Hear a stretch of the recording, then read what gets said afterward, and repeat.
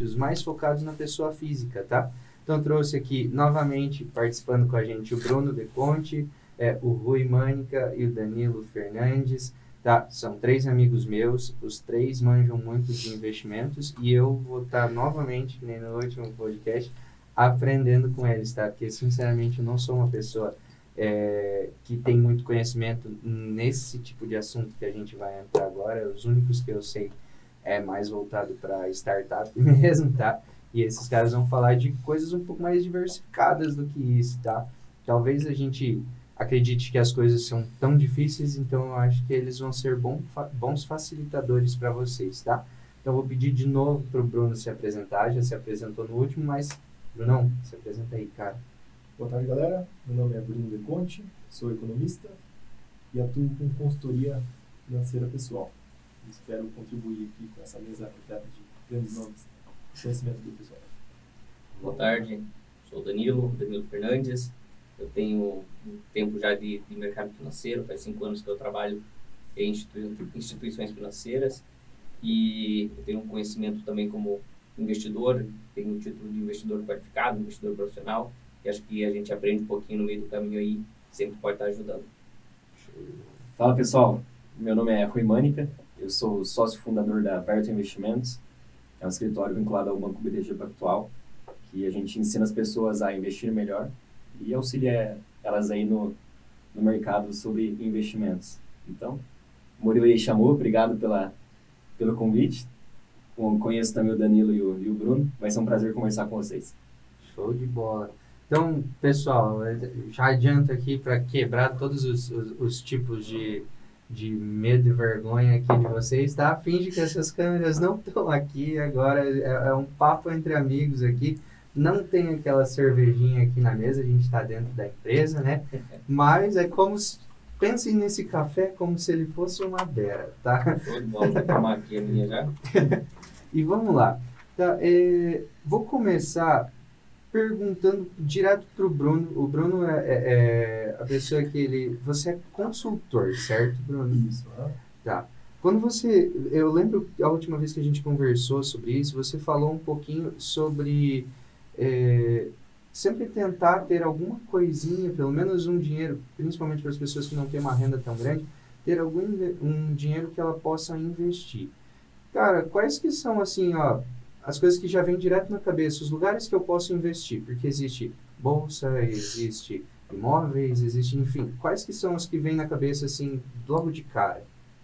E possibilidades? Bom, Isso. primeiro falando de 2 grandes grupos, seria a renda fixa e a renda variável. Uhum. Aí, a partir daí você já tem um desdobramento enorme, você pode começar a falar renda fixa de estudos públicos, você pode ir para o lado privado, com debêntures, tem a parte de instituições financeiras, como CDBs, LCIs, LCAs. E na parte de renda variável, daí desdobra mais ainda. Tem de ações, fundos imobiliários, tem fundos de investimento de private equity, enfim, pode investir em moedas, aí desdobra muito. A maior dificuldade no falar de investimentos é porque geralmente a pergunta que vocês também devem saber é qual que é o melhor investimento. Não existe uma resposta exata para isso. E é nesse ponto específico que o meu trabalho fica pautado, né? É realmente entender cada pessoa, cada objetivo, e aí sim, para ela falar qual que é o melhor investimento. Show de bola. E quando você fala, por exemplo, vou comprar imóveis. Imóvel é renda variável ou não? Depende. Então explica isso Você é aí. economista, né? Bom, pensa se você tem Tudo depende. Tudo depende. Você economia também? Fiz administração. Então, não é da área, depende. Você é economia. É sim. Administração, contábeis e economia. Depende. Tudo depende, cara. Responde bastante coisa, né? Mas vamos lá. Quando você está pensando em renda, né, você tem um aluguel, em tese o aluguel não é variável. É todo mês aquilo lá. Então, você pode considerar uma renda fixa. Uhum. Agora você está comprando para vender e ganhar no ganho de capital, na valorização. Aí é variável. Você não sabe quanto vai vender. Não sabe quando você vai vender. Exatamente, nem quando, nem por quanto. O mercado está embaixo, às vezes você pode ter um prejuízo. Você comprou achando que ia ganhar rios de dinheiro, mas apertou a situação, você precisa de liquidez, tem que vender para ontem. Pode estar sendo um prejuízo. Às vezes vai vender pelo mesmo valor, mas como você tem inflação no período, na verdade você está tendo uma perda de capital real. Legal, entendi. Show de bola.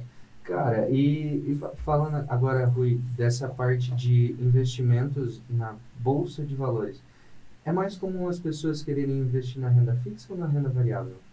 É mais comum na renda fixa porque é mais simples de entender e, na verdade, mais pessoas têm acesso via bancos, por exemplo, né? Aham. A poupança é uma renda fixa, né? Porque quando você está investindo, você sabe exatamente quanto que você vai ganhar. É claro que tem a mudança da Selic, que afeta um pouquinho, em alguns momentos vai pagar mais, em alguns momentos vai pagar menos, mas quando a Selic está em determinado percentual, você sabe exatamente o que você vai estar ganhando, né? Pessoas que estão iniciando também conseguem aplicar em renda fixa, na maioria das vezes, né? Sem risco. Então, isso se torna muito atrativo. E quando a gente olha o cenário econômico atual, com uma Selic alta, né? A Selic é a taxa básica de juros do Brasil, que puxa todos os investimentos junto, é um momento muito favorável para a renda fixa. Então, hoje está sendo muito mais atrativo investir em renda fixa e até mesmo quando não fosse atrativo ou quando voltar a cair a taxa Selic, mais pessoas vão iniciar pela renda fixa. Conforme vai estudando mais o mercado, vai entendendo como que você faz investimentos, a pessoa aí vai e dá um pulo para a renda variável. Mas muito é perfil também. Tem pessoas que nunca vão dar esse pulo por causa do perfil. A gente vê isso muito em empresários que já correm muito risco na empresa, investem boa parte do capital na empresa e quando vai para a pessoa física, às vezes não vale a pena correr esse risco. Então, boa parte desses empresários deixam em renda fixa mesmo. Então, depende muito do perfil também. Então, eles utilizam basicamente o investimento mais para segurança do que o próprio negócio dele, né? Exatamente. Eu acho que não é nem segurança, eu acho que é questão de corrigir a inflação. Eu acho que todo brasileiro tem, os mais antigos principalmente, tem com medo da inflação, porque ali na década de 80, década de 90, foi uma inflação muito grande, até o Plano Real. E nos últimos meses a gente acompanha isso, né? Uma inflação global muito forte, por causa aí dos resquícios do Covid, né? Uma demanda que voltou muito forte, a oferta não acompanhou, teve toda a parte de incentivo do governo que acabou criando mais moeda no mercado circulando, isso tudo gera inflação, né? A alta das commodities, enfim, são vários fatores que puxaram a inflação para cima. Então, olhar só a rentabilidade nominal, acho que é uma análise ruim que pode ser feita, porque a poupança, por exemplo, em muitos momentos, acaba nem corrigindo a inflação. Mas investir buscando a correção da inflação e um juros real até pequeno, às vezes, de 2%, 6% acima da inflação, já é ótimo para esse tipo de investidor. Porque o que ele gera de receita, o que ele gera de renda grande vai ser da empresa e geralmente ele coloca ali fora no investimento para pelo menos corrigir a inflação. E assim, respondendo a pergunta, qual vende mais, né? Renda fixa ou a renda variável? Na verdade, os métodos de distribuição da renda fixa é muito maior do que da renda variável, porque o teu gerente não chega vendo que você tem dinheiro na conta no banco te ofertando uma ação. Ele te oferta a renda fixa do banco, porque o banco ganha com a renda fixa. Então, realmente tem essa questão. A distribuição da renda fixa é muito maior. E a questão de aparência da taxa, né, de ganho, a taxa nominal. Quando você tem um imóvel, pegando o outro gancho que você falou ali, às vezes você pode ter uma desvalorização mesmo ganhando dinheiro. Então, vamos pegar aí 2021. A inflação foi de 10%. Se você comprou um imóvel e vendeu uma margem menor do que 10%, você perdeu dinheiro. Sim. Entendeu? Então, se você pegou 20%, você ganhou 10% livre de risco. Se você tivesse deixado investido, esses 10 viriam automaticamente com muito menos risco do que uma construção civil. Então, tem todo esse porém, né? A renda fixa, ela se vende mais sozinha, muito mais fluida do que a própria renda variável, que você precisa de um prévio conhecimento. E se você entra sem conhecer, você se machuca, né? O pessoal diz que... Tem um amigo meu que falou essa frase e ficou bem marcado. Você viajar daqui, a gente está no oeste paranaense, até Santa Catarina, de Fusca, é muito mais seguro do que você pegar uma moto. Você chega muito mais rápido com a moto, mas o risco de você cair e se machucar é muito maior. Só uma coisa que você falou a respeito do imóvel, e também eu acho que é uma coisa importante a gente falar. Se você compra um imóvel e você tem de lucro 10% ou 20%, que nem você falou, tem que lembrar também que se você compra um imóvel e depois você vende esse imóvel com 20% de lucro, você tem que ainda pagar 15% sobre isso de imposto, né? Então, às vezes, não compensa você vender o imóvel por causa, primeiro, do imposto que você vai pagar em cima dele, Sem contar que a possibilidade de você não ter tido lucros reais em cima desse investimento, né? Talvez compense você segurar mais um pouco esse E no imóvel. cenário de dividendos, ou melhor, de aluguel, hoje, com a nossa taxa Selic lá em cima, o CDB, a renda fixa em geral, está compensando muito mais do que o próprio aluguel. Você pega um patrimônio de 1 milhão, está dando quanto de aluguel para você? Uns 3 mil, estourando, pelo menos na nossa região, 4 mil, se for um imóvel muito bem localizado. Poxa, com 1% você tira 10. E aí, óbvio, mas, enfim, tem as incidências de imposto de renda e tudo mais, mas mesmo assim é muito mais que o dobro do que o próprio aluguel. Com toda certeza, se o imposto for 50% aí, talvez valha a pena pegar o aluguel, né? Mas isso também varia, por exemplo, se você fez um bom negócio nessa aquisição desse imóvel, né? Porque se você fez um bom negócio na aquisição do imóvel, pode ser que você consiga comprar ele muito abaixo do valor de mercado, né? Então, uma pessoa que está endividada lá, está precisando vender esse imóvel de 1 milhão, não conseguiu pagar inteiro, está vendendo por 600 mil. Mas ele vale 1 milhão. Então, talvez, nesse caso, vale a pena. Mas se não for esse caso, muito provavelmente teria outro investimento que faria mais sentido para ele, né? Eu não sou tão pessimista em relação aos imóveis. Eu acho que é uma baita diversificação, né? Eu conheço muita gente aqui, pelo menos na nossa região, que ganhou muito dinheiro, né? Aproveitou os momentos, aproveitou oportunidades e conseguiu comprar um imóvel muito barato, que além dos aluguéis teve também a valorização dele, né? O que eu acho que não vale a pena é ir para o lado de pagar juros para você ter um imóvel, né? Quando você tem o dinheiro disponível para fazer o negócio, eu acho que vale muito a pena, porque você consegue, como vocês falaram, pegar de pessoa que está mais apertada, consegue ali um desconto e pagar à vista, você faz um bom negócio. Mas pagar juros em cima, às vezes, não vale a pena. Não vale a pena, né? Tanto que a gente conversou um pouco sobre isso, né, Bruno? Que às vezes o pagar os juros, fazer um financiamento, se endividar todo para ter o imóvel, às vezes é por causa da busca do sonho, não é exatamente por fazer um bom negócio, né? Tanto que, bom, a minha mãe ela é corretora de imóveis de alto padrão, né? Muitas das vezes ela está falando só com investidores. O investidor, muitas vezes, ele vai comprar como um imóvel à vista. Comprando um imóvel à vista, às vezes antes do lançamento, no pré-lançamento, ele consegue ganhar uma porrada de dinheiro, sabe? E em um curto espaço de tempo, inclusive, né? Agora, em compensação, se você vai comprar lá, digamos que vai comprar um terreno e ainda vai financiar esse terreno para fazer com que ele dê dinheiro, você ainda precisa fazer uma construção em cima ou precisa ficar por um período fazendo a manutenção dele, às vezes você perde muita grana que você poderia ter ganhado de outras formas, né? Ainda mais financiando esse bem, né?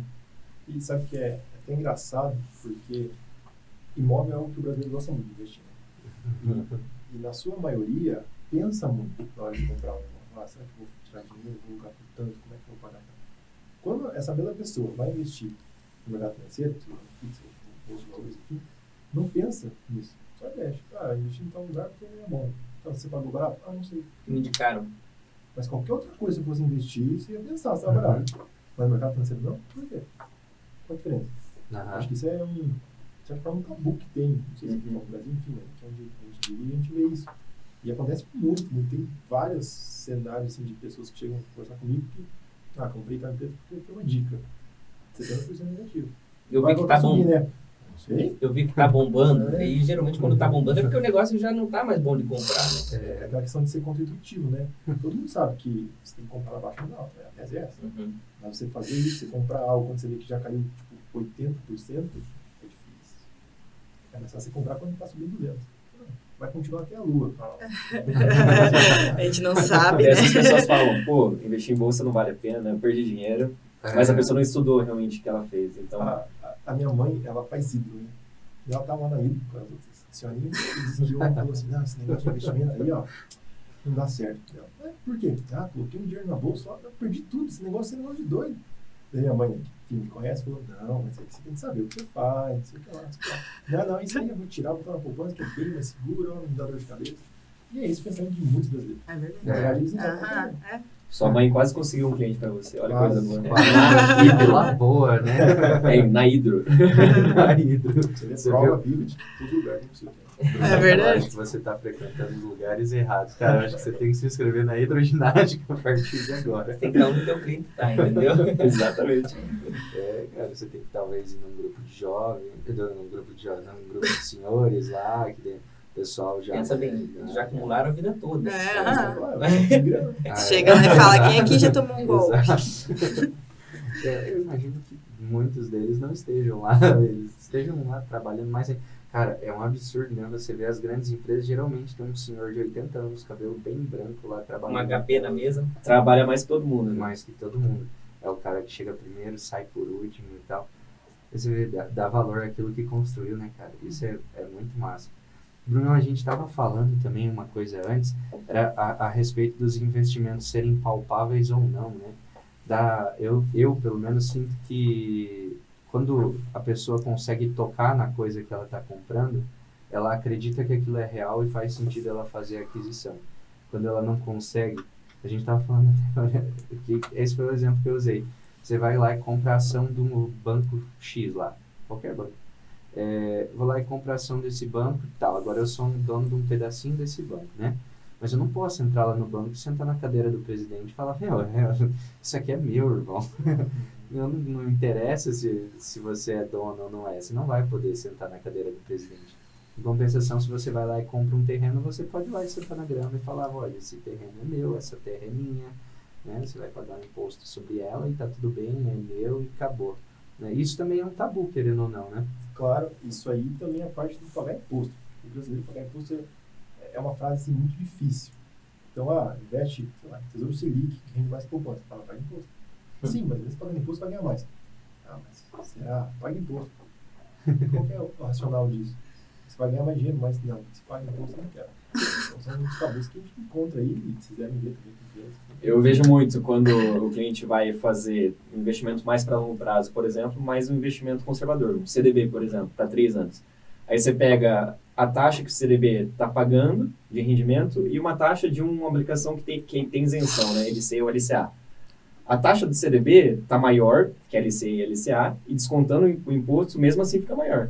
Mas às vezes ele vai na LC ou LCA só para não pagar imposto. Não tem muita lógica, mas eles fazem isso. E não é brincando, acontece mesmo.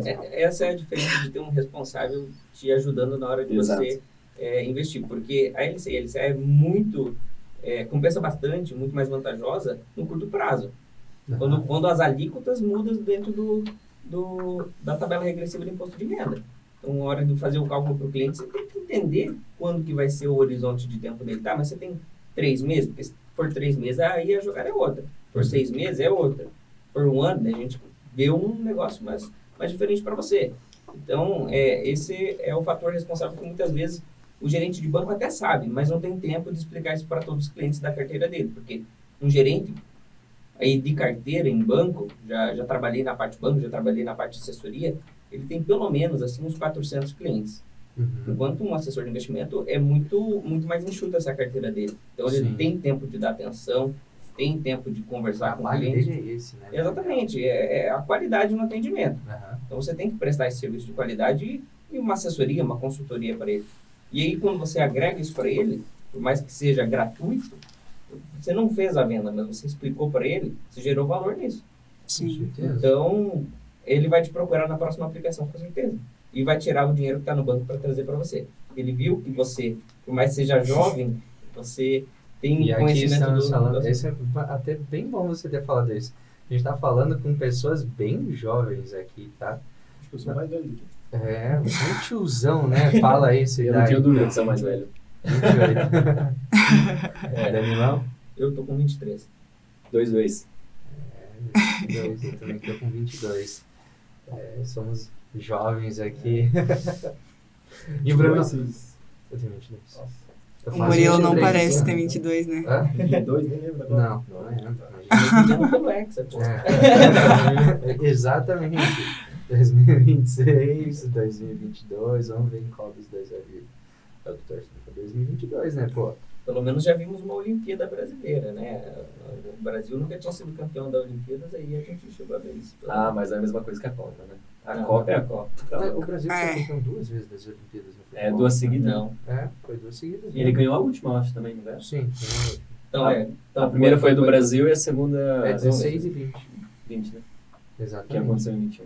Olha aí, você vê que já você lembra do 2002? Lembro, era pequeno, mas lembro. Tava com 8 anos. Cada vez eu vi o Bruno jogando bola. Não foi investimento. Vamos puxar para investimento, então. As medalhas das Olimpíadas são feitas de ouro mesmo? Porque se são feitas, teve uma inflação muito forte para ter o custo Nossa, delas. pra Alguém poder sabe pagar onde é aquela- feita realmente? Eu acho que são banhadas. Eu acho que são Cara, banhadas. eu acho que Eu acho que é, não. eu acho que é ouro. ouro É mesmo. ouro. Se eu não me engano, é ouro.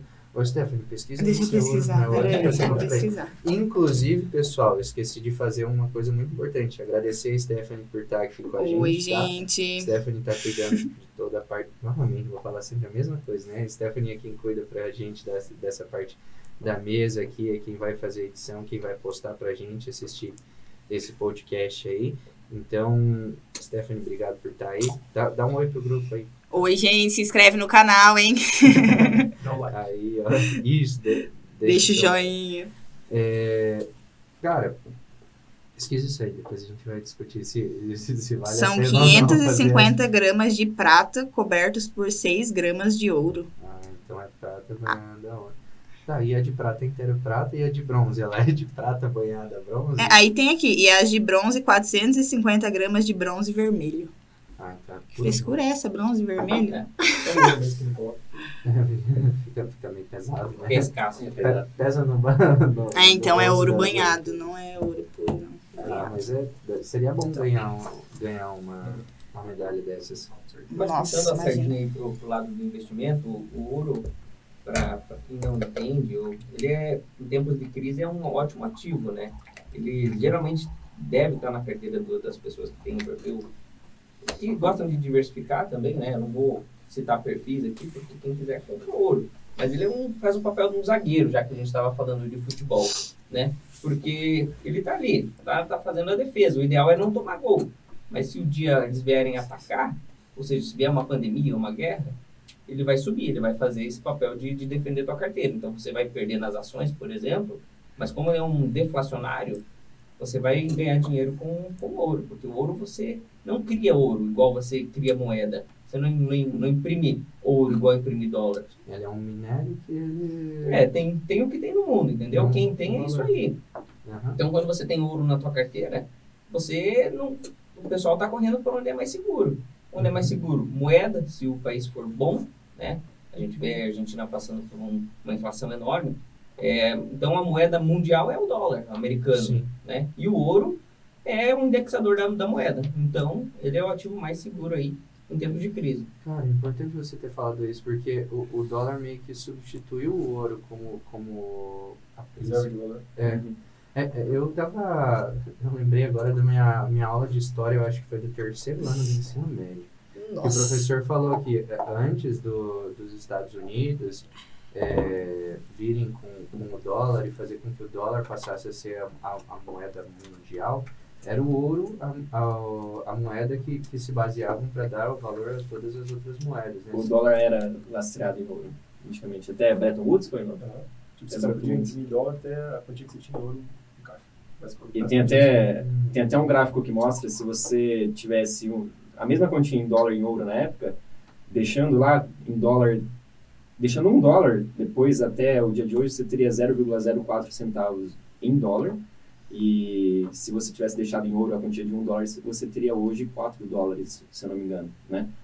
Então, o ouro serve justamente para você manter o seu poder de compra, porque já se sabe a quantia que vai ser produzida, já é previsível, então praticamente não tem inflação. É claro que tem oscilação conforme o mercado, mas não tem uma inflação desenfreada conforme a impressão de moeda das moedas convencionais dos estados, né? Mas não é um ativo que gera rendimento, né? Que agrega valor, né? Só para manter o poder de compra, né? Até porque nunca vi alguém falar, olha, eu rendi tanto no ouro, né? Exatamente. Se você comprou numa baixa e vendeu numa alta, isso é possível com qualquer ativo, mas não é o papel dele, é justamente defender a tua carteira, né? Mas ele não explica, se você tem um quilo de ouro... É um quilo de ouro ouro. para sempre, né? O preço Exatamente. pode mudar. Exatamente. Mas depende, se você mandar fazer uma correntinha, você pode perder um pouquinho desse. O dia ganhar, não tem como, né? E hoje, para você ter ouro na carteira, é muito possível via bolsa. Então, Aham. só deixando claro, você consegue comprar via mercado financeiro. Não precisa ir num Urives e comprar uma pedra. Uma pedra E aqui. bem acessível. ETFs aí, sei lá. É. Exatamente. Tem Caraca. 3 contratos, né? OZ1D, OZ2D e OZ3D. É só procurar aí no Google mesmo, vai aparecer qual que tá o valor de cada contrato. É bem mais seguro até do que comprar o ouro, deixar lá em casa e ter o risco de ser roubado, né? Exatamente. Tem os ETFs também. Você pode. Tem ETF também. De alto nome.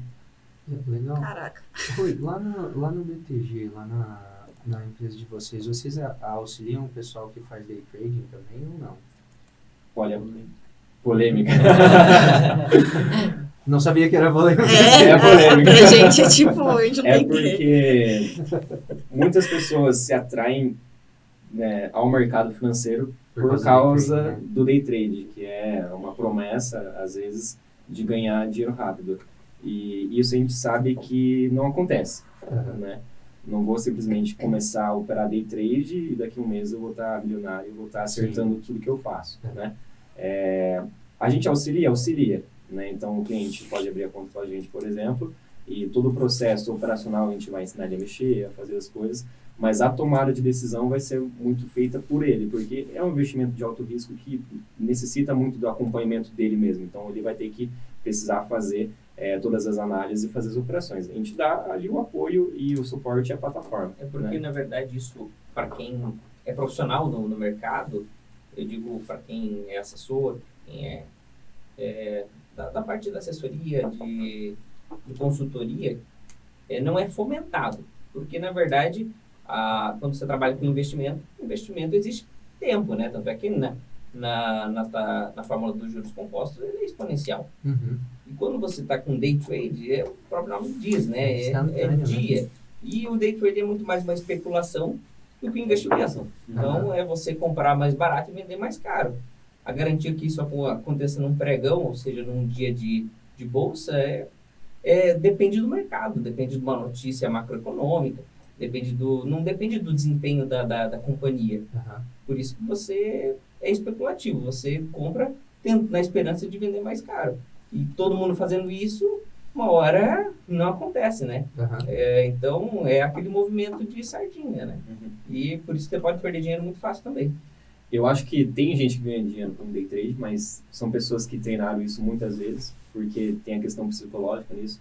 Ou perdi tanto, daí eu vou tentar recuperar, às vezes eu erro a mão de novo, vou tentando recuperar, às vezes eu perco tudo. Ou às vezes eu ganho muito dinheiro e continuo fazendo a mesma estratégia e eu acho que vai dar certo e daí eu erro e você perde tudo que você ganhou. Então tem que ter um treinamento muito forte, principalmente na parte psicológica, porque você vê o dinheiro oscilando ali na sua frente, é uma coisa que mexe. Então eu já mexi por um mês ali fazendo treino para entender como que funciona o operacional e quando alguém pedir para mim eu saberia explicar, né? Mas você realmente colocar o seu dinheiro ali em jogo é uma coisa que mexe na cabeça da pessoa. Cara, né? você tem que ter um psicológico fudido pra você conseguir se... Falei que besteira. Mais uma vez, né? Corta. Pra você ter... Na verdade, eu sempre solto umas dessas, né? Então tá tudo bem. fudido. Mas você tem que ter um puta de psicológico pra você usar a palavra, né?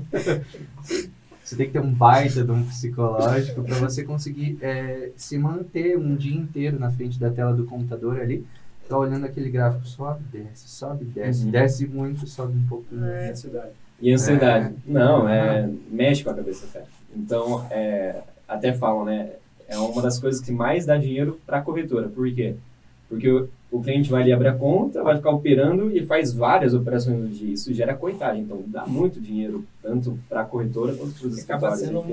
uma renda ativa, na verdade, né? Não uma renda passiva. É uma renda Esse ativa. ponto que eu ia trazer, que o Ah, day trade legal. ele traz dinheiro para a pessoa que tem isso como profissão. Show, Você vai tirar legal. 10 minutos do dia aqui no meio da empresa, assim, para responder os clientes, fazer aqui, pronto, ganhei. Não existe. Difícil, né? Tem que investir bem, Acho tem que... Impossível é, mas é muito Muito difícil. difícil, né? Uhum. Também você vai tirar 1% ao dia por quanto tempo? Aham. Qual consistência vai ter? Tem um estudo que fala que se eu ganhar X tanto por tanto tempo, você vai ter o PIB dos Estados Unidos. Então, não é assim que funciona. Né? Se vocês manterem essa Não vai consistência... acontecer. Sei lá, um ano você tem Você tem muito dinheiro, né? Vai passar o PIB do Brasil. Irracional, mas tem muita gente que cai nisso. Aqueles robôs trades, não sei o que, várias propagandas milagrosas, né? E é isso que vende. Infelizmente é isso que vende. Esses dias eu postei uma rentabilidade lá da carteira da minha noiva, e o que deu de resposta, porque o pessoal quer ver rentabilidade, não quer saber de risco, não quer saber de nada, né? Quer ganhar dinheiro. Qual que Querem é a as dicas rentabilidade quentes. nesse último ano da Bruna? De janeiro até agora, 16%. 16%. Legal, legal. Aí, ó, Eu Passa não vou, as dicas. eu não passa vou as mencionar a dicas. minha carteira, porque andou caindo um pouquinho na bolsa, o exterior também não vem ajudando, então... Mas é perfil, você deve ser É, orgânico. exatamente. E agora vai Eu não passar. vou passar a minha rentabilidade no ano, porque investimento, para mim, é sempre longo prazo. Ah, deu uma boa resposta. Olha. Legal, Não, mas só voltando ao ponto da ligeira corretagem, ele operando muito o day trade, o swing trade, fazendo esse tipo de operação, é muito bom para a corretora mesmo, né? Mas não é uma coisa que a gente gosta de incentivar, porque a gente gosta de defender que o cliente deve ganhar dinheiro no trabalho dele, gastar um pouquinho menos para ter esse superávit e sobrar um dinheiro no mês e investir todo mês para acumular patrimônio e lá na frente ter uma aposentadoria melhor, conseguir viajar, conquistar os sonhos. Tá bem?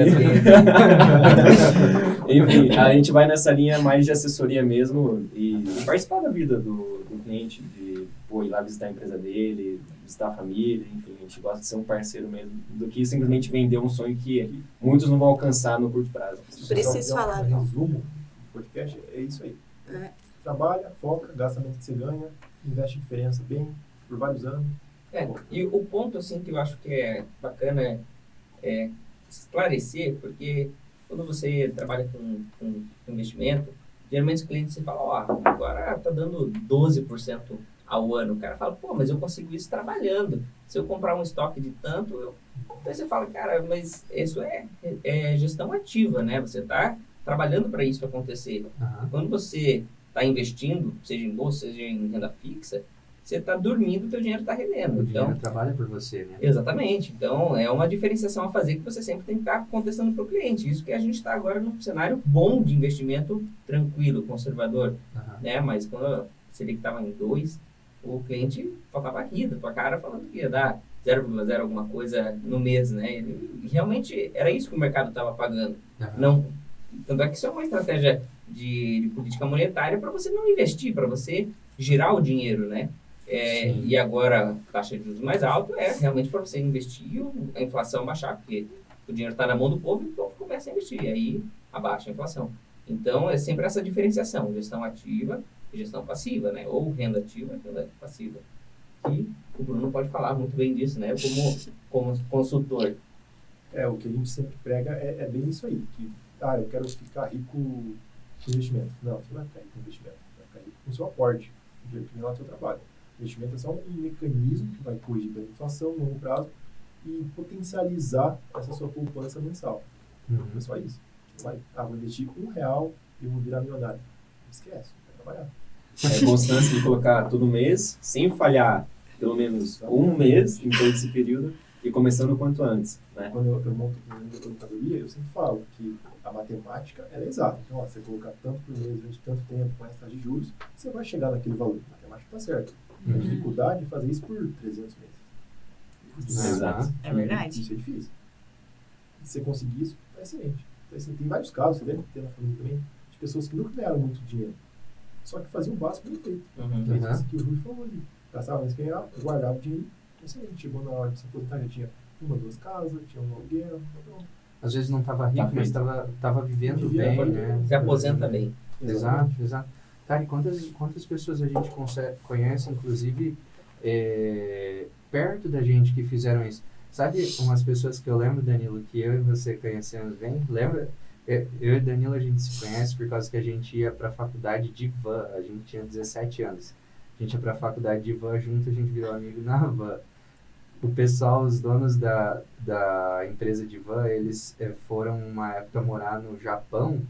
E aí eles fizeram uma grana lascada lá e voltaram para cá e investiram tudo em imóveis. Né? Compraram vários imóveis para eles terem aluguel, né? Kitnets, porque kitnet tem um custo da obra, né? Ela é muito barata, principalmente mais antigamente, né? Porque ela poucas paredes. E a otimização do terreno, né? No terreno você faz pouco- vários. Sim. Exatamente. E daí você coloca perto de uma universidade, você ainda consegue cobrar um valor mais elevado do que você colocar em um bairro mais Uma distante. baixa taxa de ociosidade também, né? Claro, Sempre vai tem ter um sempre universitário algum... morando. Aham. Na verdade, falta, se for ver, falta lugar para tanta gente morar, pelo menos aqui na nossa cidade, né? Eles foram lá, fizeram essa grana lá, voltaram para cá, parte da grana utilizaram para abrir essa empresa de van, né, de transporte de alunos, e o restante do dinheiro pegaram e investiram na construção das kitnets deles. Poxa, se eles quisessem hoje, eu imagino, né, não vou dar certeza, mas se eles quisessem parar de trabalhar com as vans, com certeza eles viveriam, né, só com o dinheiro das kitnets deles. Porque até onde eu me lembro eram várias kitnets Sim. que eles tinham, né? Você lembra dessa história? Sim, sim, sim. Lembro, eu também não vou saber responder quantas kitnets, mas é isso que daí faz valer a pena você, não que não vale em outras ocasiões, mas você realmente aportar seu dinheiro em todo o imóvel, né? Porque aí é um imóvel perene, né? Ele sempre vai estar dando renda para você. Não é um imóvel que você vai Exatamente. comprar e, se Deus quiser, daqui a tantos anos vai valorizar. E também assim, cara, se um dia eu me apertei demais, deu algum problema aqui, que tentei fazer algo que arriscado e acabei precisando vender alguma coisa, cara, eu ainda tenho o imóvel ali, Uhum. que eu posso vender esse imóvel, dar em troca da É dívida. que você tem qualquer coisa. lastro, né? Isso. Tá lastreado o teu dinheiro. Economia real aí do seu lado. Por isso que aí eu digo que faz muito sentido a questão da diversificação, né? Você ter vários tipos de investimento, parte dele em renda ativa, parte dele em renda passiva, para você ter uma coisa. Eu imagino que a renda ativa ela tenda a dar mais lucro a curto prazo, né? E a renda passiva ela tenha uma segurança maior, mas dê lucro a longo prazo, né? Seria mais ou menos. Na verdade, isso. a renda ativa sempre vai te dar lucro enquanto você estiver trabalhando, né? É o trabalho, é a renda ativa. Exatamente. Então, Só que o problema é esse. Você uma hora quer parar de trabalhar justamente Claro. para usufruir do que você construiu a vida inteira. você não consegue trabalhar para a vida inteira. Exato. E sem contar que teu dia tem 24 horas, você não consegue trabalhar 24 horas por dia, né? Você vai trabalhar ali... Bom, agora, um trabalhador normal trabalharia ali 8 horas e 48 por dia.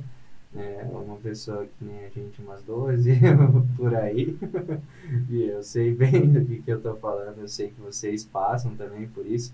Cara, mas você só tem essas horas por dia para trabalhar, né? E aí?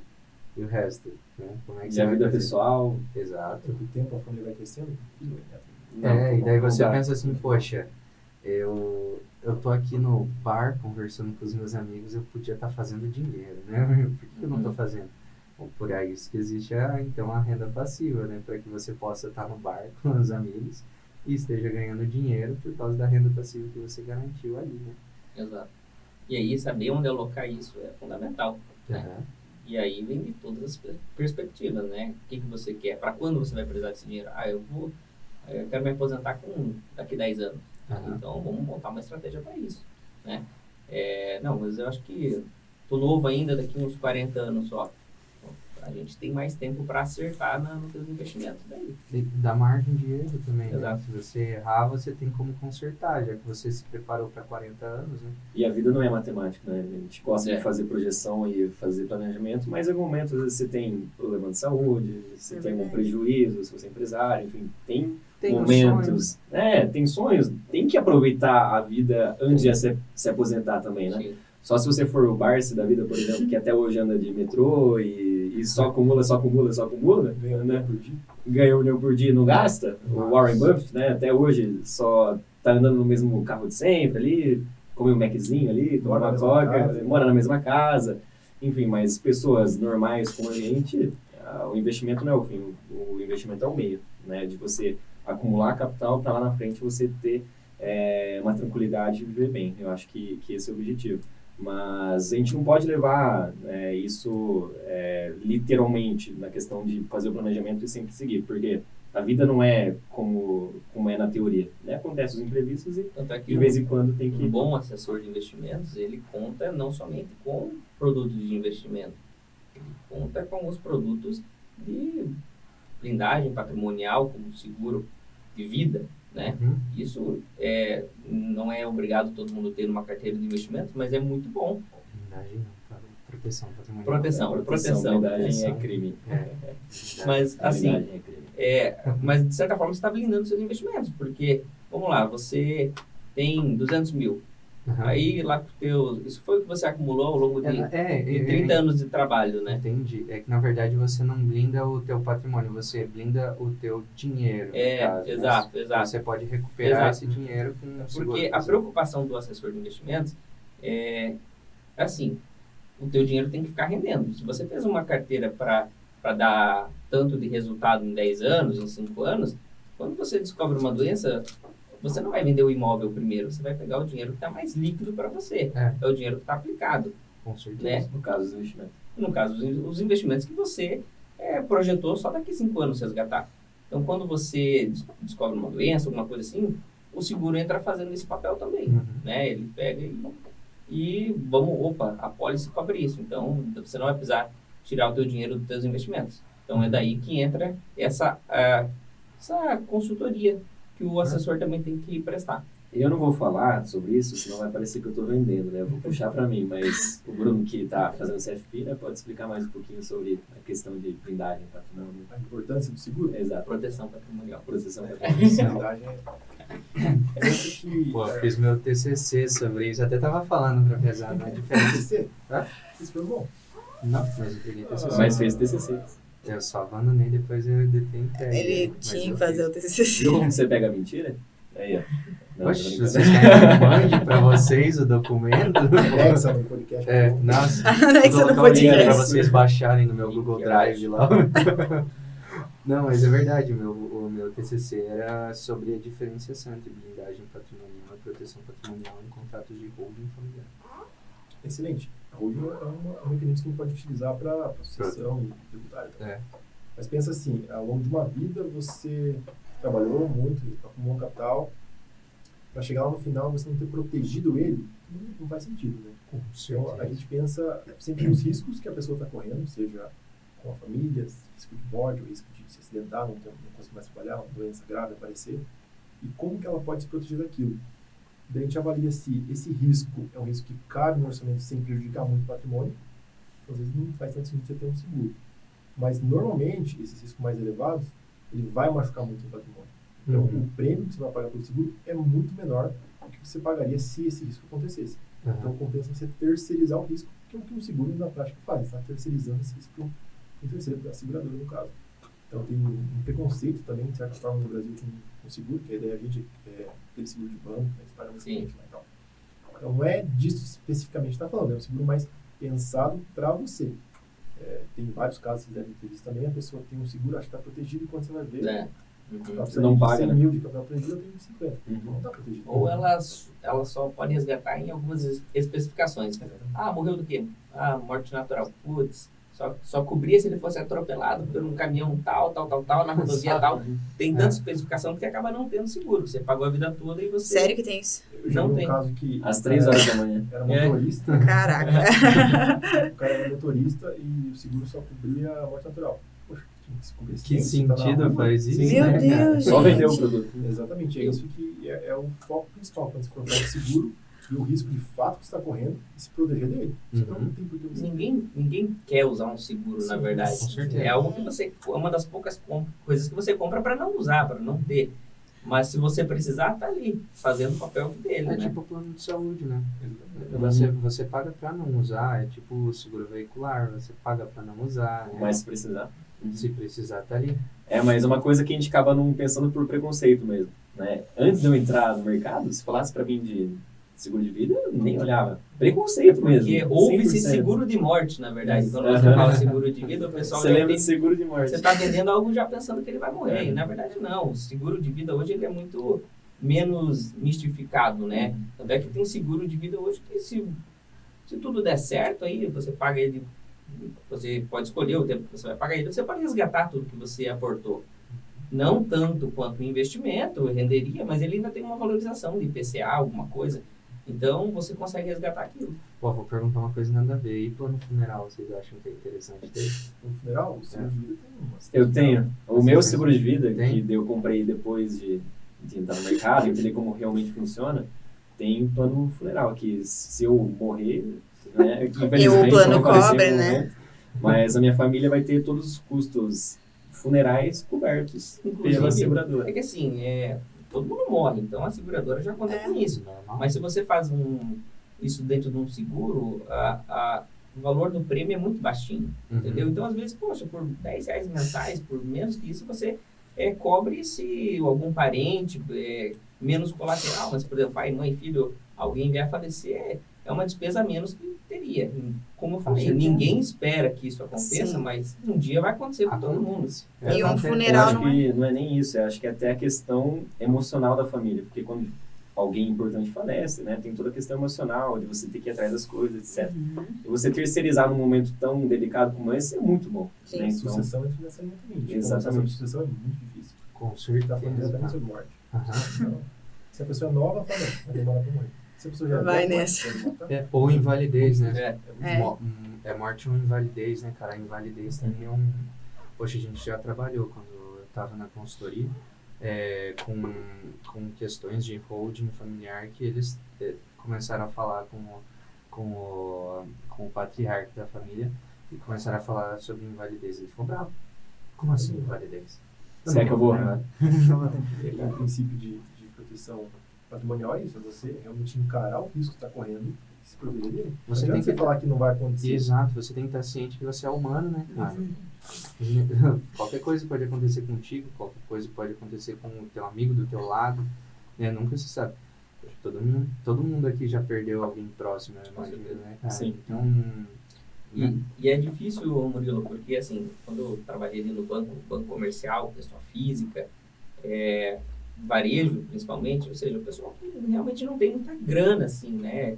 Tem algum valor na conta corrente, mas não tem aplicação financeira. E quando esse ente vem a falecer, um dos primeiros lugares, e não foi uma vez que eu falo isso para você, que os parentes vêm a recorrer, é aonde? É no banco. Depois dele avisar a funerária lá que a pessoa faleceu para retirar o corpo, é ir no banco e tentar ver se consegue sacar o dinheiro, porque não tem nem dinheiro pro funeral. Então, o seguro de vida, e outra, quando você contrata um seguro de vida para proteger o seu patrimônio, não adianta você fazer um seguro de vida e não falar para ninguém. Você tem que falar Tem que falar. para quem você deixou. Ó, você tá lá no meu seguro de vida. Se algo vir a acontecer comigo, corre falar com o meu assessor, porque ele vai resolver tudo.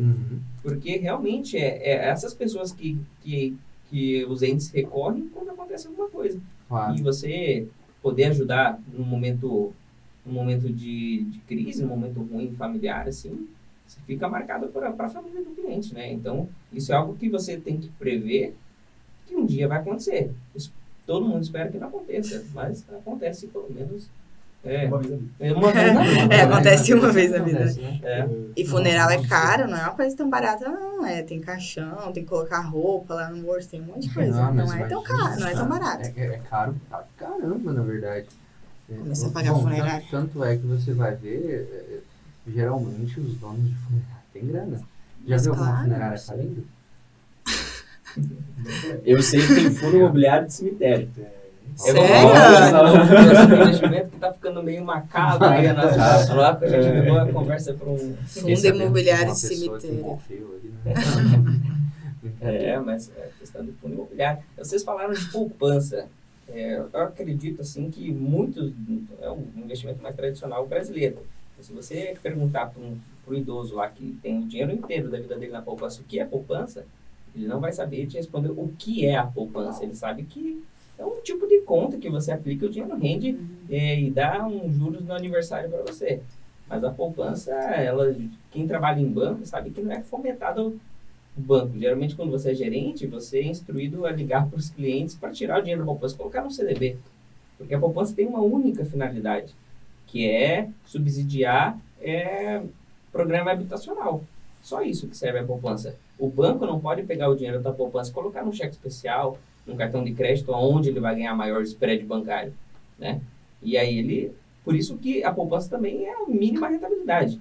E conforme você aplica no CDB, no LCI, a a rentabilidade tende a ser maior, porque o spread por trás disso também é maior. Por isso que o banco prefere te pagar mais, mas ele vai ter uma rentabilidade muito maior do que o teu dinheiro se estivesse na poupança. Isso, muita gente não sabe o que é poupança. Então, acho bacana aí deixar essa nota. Não, é excelente. Cara, na verdade tem muita coisa que a gente não conhece, quem não tá nesse mundo, né? Por exemplo, eu sou um leigo nesse mundo. Vou dizer assim, que o que eu mexi foi que eu virei cliente de um banco digital. E nesse banco digital você podia fazer investimento por dentro desse banco digital. Falei, cara, que da hora. Eu fui olhei lá, ele tinha 3 risquinhos, assim, né? Que eram os níveis de risco. E daí tinha o rendimento que tinha cada um desses investimentos. Daí eu olhei e falei, cara, que massa, né? Só que eu não entendo nada, não vou fazer nada. Tipo, eu olhei, achei bem bacana, eu nunca usei. Tá lá até hoje. Fez o certo. Aquilo que Não mexeu com coisa que você não entende. Aquilo que o Rui falou. Não, verdade. Não enchi... Isso, exatamente. Daí eu fui lá e comprei uma caixa de som. E agora eu tô deles que eu É tava engraçado esse costume.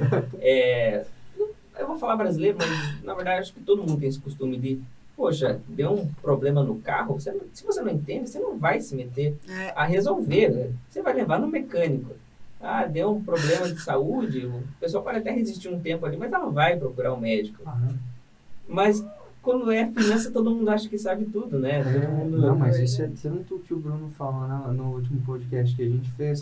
Cara, é um tabu muito grande falar sobre finanças pessoais. Você falar, esse dinheiro é meu, quem entende desse dinheiro sou eu. Se eu tiver qualquer problema, eu falo com a minha mãe, com meu pai, porque eles me ensinaram tudo que eu sei. Então, eu vou falar com eles ali. Cara, e aí seu pai estudou sobre isso, ele sabe, ele manja e tal? Não. E aí, às vezes o pai tá endividado, você nem sabe, né? E aí você pensa assim, tem outros caras lá que estão estudando, estão se esforçando, se dedicando, para você só chegar e falar, cara, eu tenho aqui uma graninha, o que eu poderia fazer? Ou, no caso do Bruno, às vezes, vai chegar pessoas lá, estou sem grana. Como que eu posso me organizar? Como que eu posso melhorar essa condição? Ou assim, ganho tanto, gostaria de fazer com que esse dinheiro fizesse mais sentido. Não é um dinheiro ruim, mas eu não consigo fazer com que ele me dê algum benefício, né?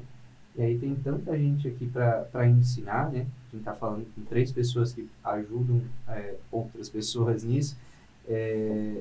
E às vezes a gente não procura, a gente fica... E muitas das informações às vezes são gratuitas. Você procurar uma assessoria, eu não sei o caso do Bruno, mas ele tem o ganha-pão dele, mas você vai numa corretora, procurar um assessor, não é pago. Os clientes às vezes pensam que é igual um personal trainer, né? Que você tem que pagar para poder usar do conhecimento. Então, pelo menos na assessoria, não, ele vai fazer todas as indicações de acordo com o teu perfil, melhor para você, porque realmente esse é o serviço da assessoria. Ele já recebe justamente da própria corretora para fazer isso para você. Você não precisa desembolsar, mas eu tenho 1 milhão, vou ter que pagar tantos. Não vai tirar da tua rentabilidade. Muito pelo contrário, ele vai te indicar porque ele já ganha para fazer isso, né? O Rui pode falar muito bem disso, ele está no mercado. O Bruno, não sei como é que funciona muito bem, assim... É um pouco diferente. Um pouco diferente, mas a finalidade é sempre a mesma, é ajudar o cliente, né? Pô, isso é muito legal você ter falado, porque isso é uma coisa que eu não entendo, sinceramente. Tá, então você me ajuda, né? Me ajuda a ganhar dinheiro e eu não preciso pagar você. Quem que paga? Aí que é uma coisa aí, que eu tá contigo. Eu realmente nunca parei para pensar, né, mas eu acho que é uma pergunta bem pertinente. Quem que paga? Verdade. Depende muito do produto, de como você está investindo. Vamos dizer que você comprou uma ação, falando em geral do mercado, tá? A maioria das corretoras tem corretagem. Aí, se o assessor está vinculado a essa corretora que tem corretagem, uma parte dessa corretagem se converte em comissão e, enfim, salário do assessor, né? Vamos partir para outro tipo de investimento. Você vai investir em fundo de investimento, por exemplo, né? Que é a junção de vários investidores que colocam dinheiro em um condomínio, como se fosse um condomínio, e terceirizam a gestão para um gestor profissional. Todo fundo vai ter a taxa de administração, que você paga investindo sozinho ou quando o assessor te ajuda a fazer o investimento. Se o assessor está te ajudando, basicamente uma parte dessa taxa de administração é repassada ao assessor. Que muitas vezes é ínfima, né? Pequena, né? A maioria dos fundos de renda fixa hoje no mercado, as taxas são muito pequenas ao ano, né? E olhando a rentabilidade que ele te entrega, e a maioria dos gráficos já mostra descontada ainda o custo da taxa de administração, então vale a pena fazer essa terceirização. Então, você pagou ali 1% ao ano de taxa de administração, por exemplo, nesse fundo, uma parte disso vai repassado à corretora, uma parte vai ao escritório e ao assessor. Poxa, legal você trazer isso, porque assim, quando você fala de investimentos de baixo risco, médio risco, enfim, você tem uma pessoa te auxiliando, vai facilitar com que você tenha menos risco, porque é uma pessoa que estudou sobre o assunto que vai estar te auxiliando a investir da maneira mais correta possível, de acordo com o perfil que você tem de investimento. Né? Via de regra, assim, tem muita corretora que não cobra corretagem, mas você não tem o serviço do assessor daí. Mas quando você paga a corretagem e não usar o serviço de assessoria, Não faz sentido. não faz sentido, porque, vamos lá, aquele cara que não quer pagar 5, seja qualquer valor que seja por operação, o risco de você ser inexperiente no mercado e ter uma perda é muito maior do que isso. Então, alguém te dando... o assessor não vai chegar e falar, você tem que comprar essa ação. Mas ele vai te dar um panorama de mercado, ele vai trazer mastigado para você o que está acontecendo mundialmente. E você tem esse direito de pedir para ele, né?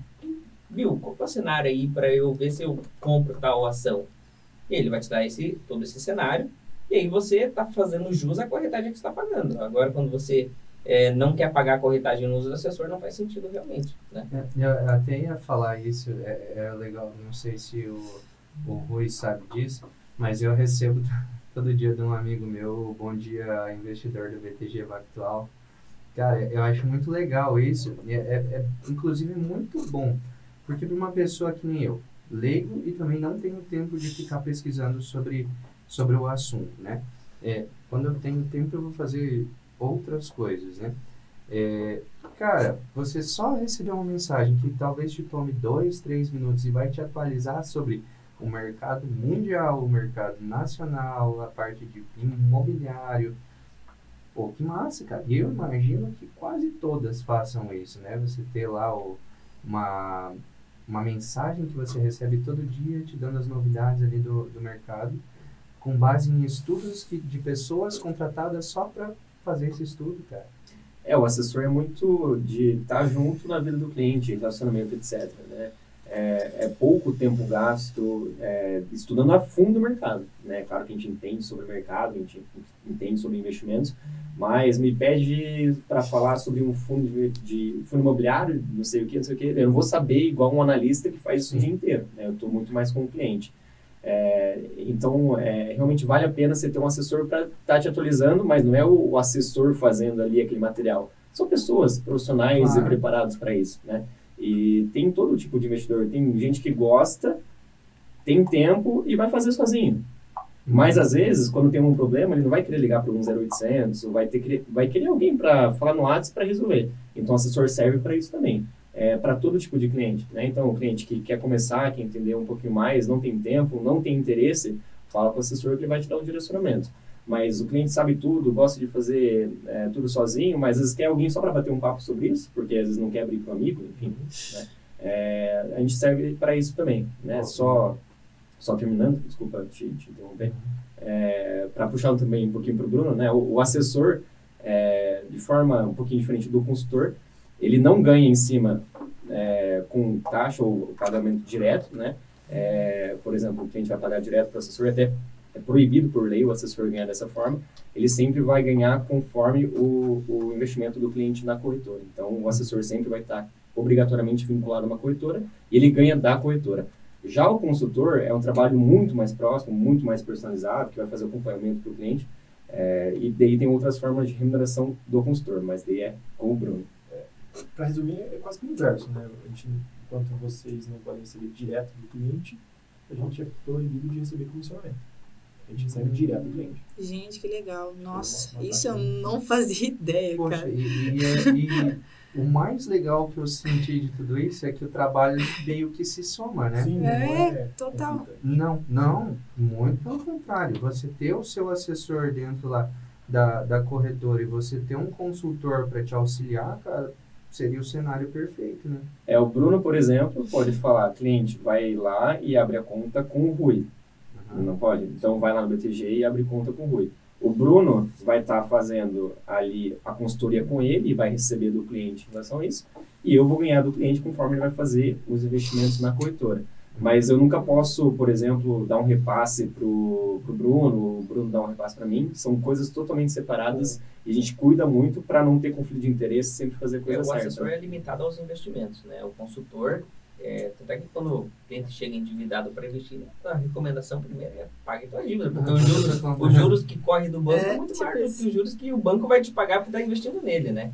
Então, realmente, aí ele entra a parte do Bruno, né? Ganhar dinheiro, né, cara? Fazendo juros.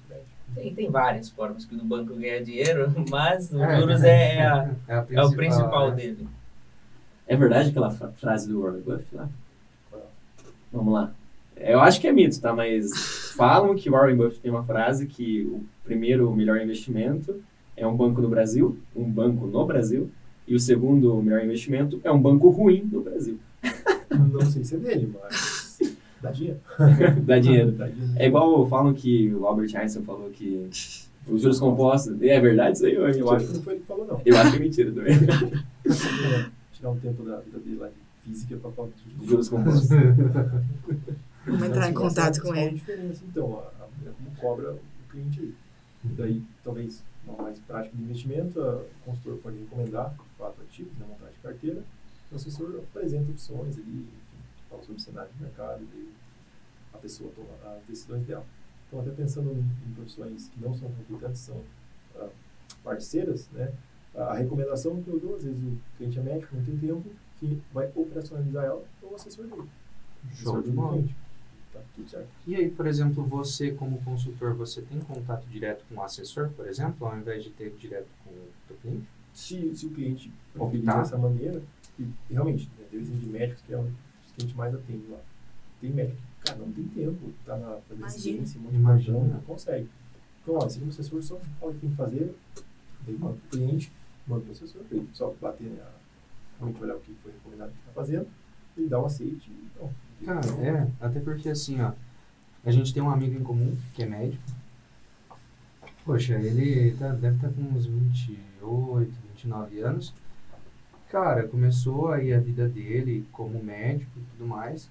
Poxa, como todo médico, ganha uma boa grana comparado com qualquer outra profissão aí tradicional, né? Ganhando a base dela, né? A média salarial, a do médico sempre é muito maior do que qualquer outra, né? E aí esse amigo nosso, cara, poxa, às vezes ele vai ganhar 30 mil reais lá, 40 mil reais por mês, né? Só que ele trabalha brincando 12, 14 horas por dia, né? Ele, por exemplo, tem 3 empregos, né? Se o Julius tem 2, ele tem 3, cara. E, cara, ele não vai ter tempo para pensar em tudo que ele vai fazer com o dinheiro dele. Não tem como. Ele não vai ter tempo sequer para gastar todo esse dinheiro. Né? Às vezes nem querem, tem interesse. Não tem Medicina, interesse. normalmente, eu não gosto de número. Quer saber? Não gosto de gente. Gosto de sangue. Ela é louca, né? A pessoa que faz medicina. Ou sangue, no caso, né? É que, na verdade, se tiver tempo, é um tempo de baixa qualidade, né? Não vai ser... O cara tem que dormir também. Se o cara trabalha 14 Destinado horas, pra dormir. 12 horas por dia, tem que dormir. E ele, para ler mercado, não é você pegar um noticiário aí e você dar uma lida. Você realmente tem que ver o que está por trás do noticiário. Você pode ver, poxa, a bolsa caiu hoje, por quê? Então, tem todos esses fatores, né? Então, o assessor facilita isso. Principalmente nesses morning calls, no próprio podcast. É um tempo que você está ouvindo alguma coisa, lendo alguma coisa e fazendo outra coisa. Exatamente, né, cara? Porque pensa assim, tem muita gente que me fala a mesma coisa. Cara, eu ouço o podcast logo quando eu acordo de manhã, ligo o podcast e vou tomar meu banho, eu vou escovar meus dentes, fazer minha higiene, vou fazer meu café da manhã, coloco lá no meu celular, deixo o celular no volume alto, vou fazendo todas as minhas coisas e beleza. Por que eu acho tão legal, inclusive, é o motivo da gente fazer o podcast? Cara, ele é uma coisa que se encaixa no dia a dia de qualquer pessoa. Então, você pega uma cidade grande, a pessoa vai fazer uma jornada aí até chegar ao trabalho, digamos que de 1 hora, né? Pegar em São Paulo, por exemplo, fazer meia hora é você morar do lado do trabalho, uma hora você mora no mesmo bairro, 3 horas você já mora mais distante, né? Beleza, o cara fica uma hora no carro, no trânsito, né? Poxa, você ir ouvindo um podcast, você tendo conteúdo, cara, excelente. Agora você tem aí podcasts que falam especificamente sobre finanças. E, poxa, então eu sou uma pessoa que fica uma hora no trânsito, mas por quê? Porque eu ganho muito dinheiro no meu trabalho. Poxa, então eu vou colocar um podcast que fale sobre finanças e, pô, tive um insight aqui, vou falar lá com o meu consultor. Ó, me falaram lá no podcast que não sei o que, isso aqui é importante. O que você acha? Olha, realmente acho que isso é importante. O que eu faço? Bom, acho que você fala então com o seu assessor lá na corretora e faz esse investimento. Ele vai lá, faz o investimento e fechou. Seria um cenário ideal. Até porque acho que no político estiver errado, mas acho que toda vez que você abre uma conta corretora, né, seja na internet, algum assessor é vinculado. Pode ser a própria central da corretora, né? É uma plataforma de varejo, assim, que não precisa de um ticket médio, Mas sempre tem alguém. mas sempre tem alguém responsável. Então, não tem por que não acontecer dessa maneira que você falou aí. Exatamente. E até é um ponto bem importante que isso aí seria um cenário ideal mesmo, porque o que mais acontece é a pessoa escutar uma dica, seja podcast, uma revista, em qualquer lugar, ela não conversa com alguém para ver se aquela dica faz sentido e se faz sentido para ela. Ela já executa. E daí, quando ela tem um problema, é ela que tem problema. Tipo, se ela comprou, sei lá, uma compra 25 e hoje está R$3. Coloca com o pinguim, né? Você perdeu, Aham. não sei o quê. Você não pensou, você não analisou, você não cogitou nada. Daí vai falar o quê? Vai falar que a bolsa é um lugar ruim. Na verdade, não é isso. Acho que vocês dois também concordam que a bolsa é um excelente mecanismo para você multiplicar a riqueza no longo prazo. Mas tem que saber o que você está fazendo. Senão... E tem que ter longo prazo. Exatamente, tem que ter longo prazo. Senão vocês estão perdendo. E a culpa não é deles. Nossa, Adorei. Essa frase. A culpa é sua, entendeu? Quem manda acreditar tudo que vê na internet, né? Sou suspeito a falar assim porque nas minhas análises pessoais que eu faço, né? Porque, querendo ou não, a assessoria não pode dar palpite como analista, mas todo mundo investe, né? Ou deveria investir. Então, se o cara é assessor, provavelmente tem o próprio investimento. Olhar os balanços, olhar fundamentos, né? E realmente tem análise técnica, que você olha gráfico, olha preço, você toma essa decisão sem um embasamento. Aliás, um embasamento gráfico, né? Quando você olha o embasamento do fundamentalista, você está olhando o que a empresa é. Então, você tem um tempo de estudo muito maior. E, às vezes, isso é mastigado pelos relatórios da assessoria, pela consultoria. E isso vai te facilitar tempo para o médico que não tem para saber onde investir. Ganha dinheiro, mas vai investir aonde? Aproveitando teu gancho para tirar outro tabu do pessoal, né? Se tiver duas ações, uma custa 50 e outra custa 25, não quer dizer que as de 25 está barato. Eu tá caro. São duas coisas diferentes. Isso também acontece bastante, você até comentou antes, né? Se você vai investir nas ações mais baratas. Tem gente que acha que não, investir porque está barato. Tá, você pode estar pagando caro igual na ação. Não é o preço nominal que diz respeito àquilo que você está comprando. Até porque as ações da empresa, elas podem ser divididas de formas diferentes, né? A pizza vai ser a mesma. O que vai diferenciar é quantas fatias que ela vai ter. Exatamente. É a mesma coisa das cotas, né? Por exemplo, existem algumas empresas, agora trazendo não para o mundo das SAs, o mundo que está na Bolsa de Valores. Até uma coisa bem legal para falar, né? Que tipo de empresa vai para a Bolsa de Valores? Antes de eu falar do assunto que eu ia entrar, acho que vocês poderiam explicar aí para o pessoal que tipo de empresa pode ir para a Bolsa e que tipo não vai para a Bolsa. Acho que não tem um checklist exatamente. É mais relacionado ao momento que a empresa está e custo. Aqui no Brasil ainda é meio caro, né? Nos Estados Unidos tem empresas de tamanho bem menor do que a gente tem aqui na Bolsa que já vão para a Bolsa porque lá o custo é um pouco menor. Não era esse o ponto que eu ia falar, era a questão mais do tipo societário. São companhias abertas, né? Isso, são as SAs, né? As Sociedades Anônimas de Capital Aberto, Elas inclusive, têm que porque ter... as de capital fechado também, que não operam na Bolsa de Valores, né? E ainda, no caso, o que eu estava falando sobre cotas, que daí não entram como ações, seriam as empresas que também não são SAs. Então, vai ser uma limitada, uma sociedade limitada, uma Eireli, uma unipessoal, enfim, seriam as empresas que elas não estão na Bolsa de Valores. E, por exemplo, a cota ela pode ter um valor de R$ 10, pode ter um valor de R$ 100, pode ter um valor de R$ 1.000, e assim se divide, né, o percentual que cada sócio vai ter dessa empresa, podendo inclusive serem sócios pessoas físicas ou pessoas jurídicas, dependendo do tipo de sociedade. Por exemplo, um escritório de contabilidade, que daí eu entro no mundo da minha família. Você não pode ser uma pessoa jurídica sendo sócio de um escritório de contabilidade, por causa que é uma sociedade simples limitada. Uma sociedade simples limitada requer pessoas especializadas sendo sócios dessa empresa. Então, para você ser sócio no escritório de contabilidade, é exigido que você tenha um CRC ou você tenha alguém administrando a sua parte que tem um CRC ativo. Mas dadas as devidas proporções, cotas e ações acaba sendo A mesma coisa, né? Elas têm a mesma... Aproveitando que a gente está falando sobre isso, eu acho que vale para a gente falar por que uma empresa vai para a bolsa. O que é Nossa, isso? show de bola. Né? Porque a gente está falando sobre isso e a gente não explicou por que ela vai, por que ela abre capital. Fala aí, Bruno. Bom, pensa que quando você tem uma empresa, certo? Quando você quer crescer, às vezes você precisa de capital. Você pode buscar dinheiro de sócios ou colocar o bem empréstimo, né? Uhum. Quando você vai para a bolsa e abre capital, é a maneira mais barata, talvez, de você realmente captar bastante recursos do mercado. Você vai estar abrindo mão de parte, né, do seu capital social, ali, das suas ações, mas você vai estar captando recursos para investir, para expandir, para aumentar. Então, no momento que você faz, né, o seu protocolo de IPO lá, você vai colocar um plano de negócio, como se fosse um formulário lá de referência, que vai ter, não, eu vou pegar esse dinheiro e vou fazer isso, para crescer tanto. Então, é uma maneira de você fazer um plano de negócio, captando recurso com um preço mais barato, um custo disso mais barato. E vale lembrar que é só no IPO que a empresa realmente vê o dinheiro entrar no caixa dela, né?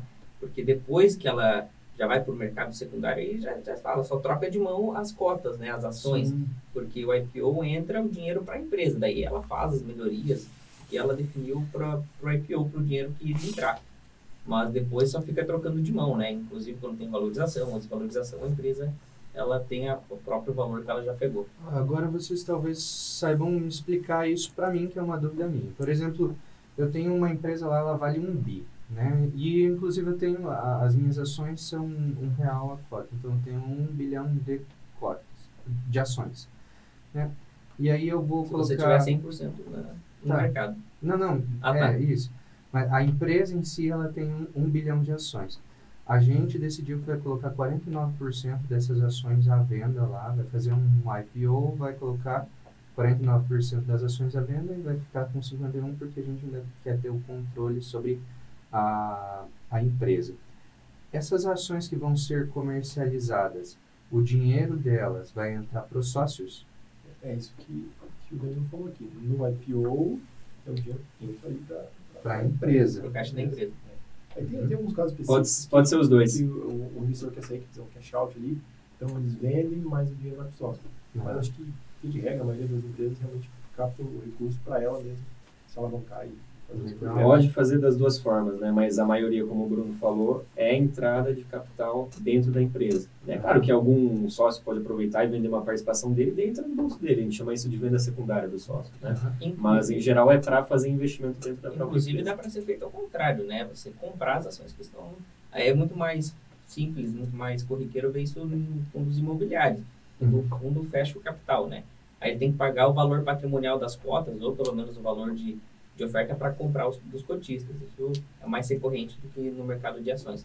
Mas dá para ele pagar o preço das ações e você vai receber a liquidação aí na conta da corretora, na conta do banco. Esse exemplo que você deu ali, como você abriu o capital, passou um tempo, passou de R$1 para ele estar 3 centavos.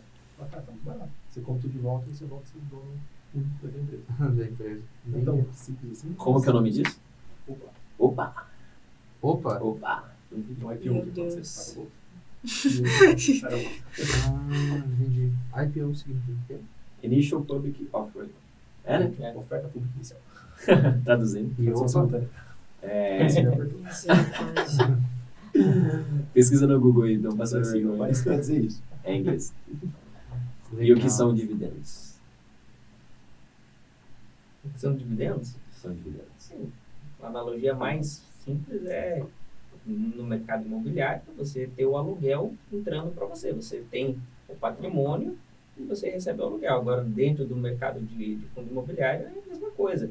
Ou você recebe pelos recebíveis, né, que daí, dentro do mercado de fundos imobiliários, tem os CRIs, os CRAs, que daí são securitizadoras pagando os aluguéis mesmo, né, os juros, e entra como dividendo para os cotistas. Então, na verdade... Meio que a distribuição de lucros. Vamos supor que nós aqui decidimos comprar um prédio, tem 4 apartamentos, né?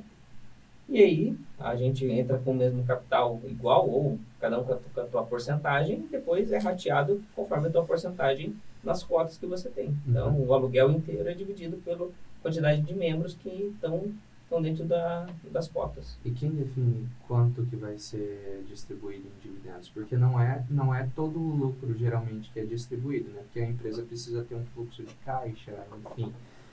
Quem define isso é a diretoria lá, eles falam, a gente vai distribuir tanto.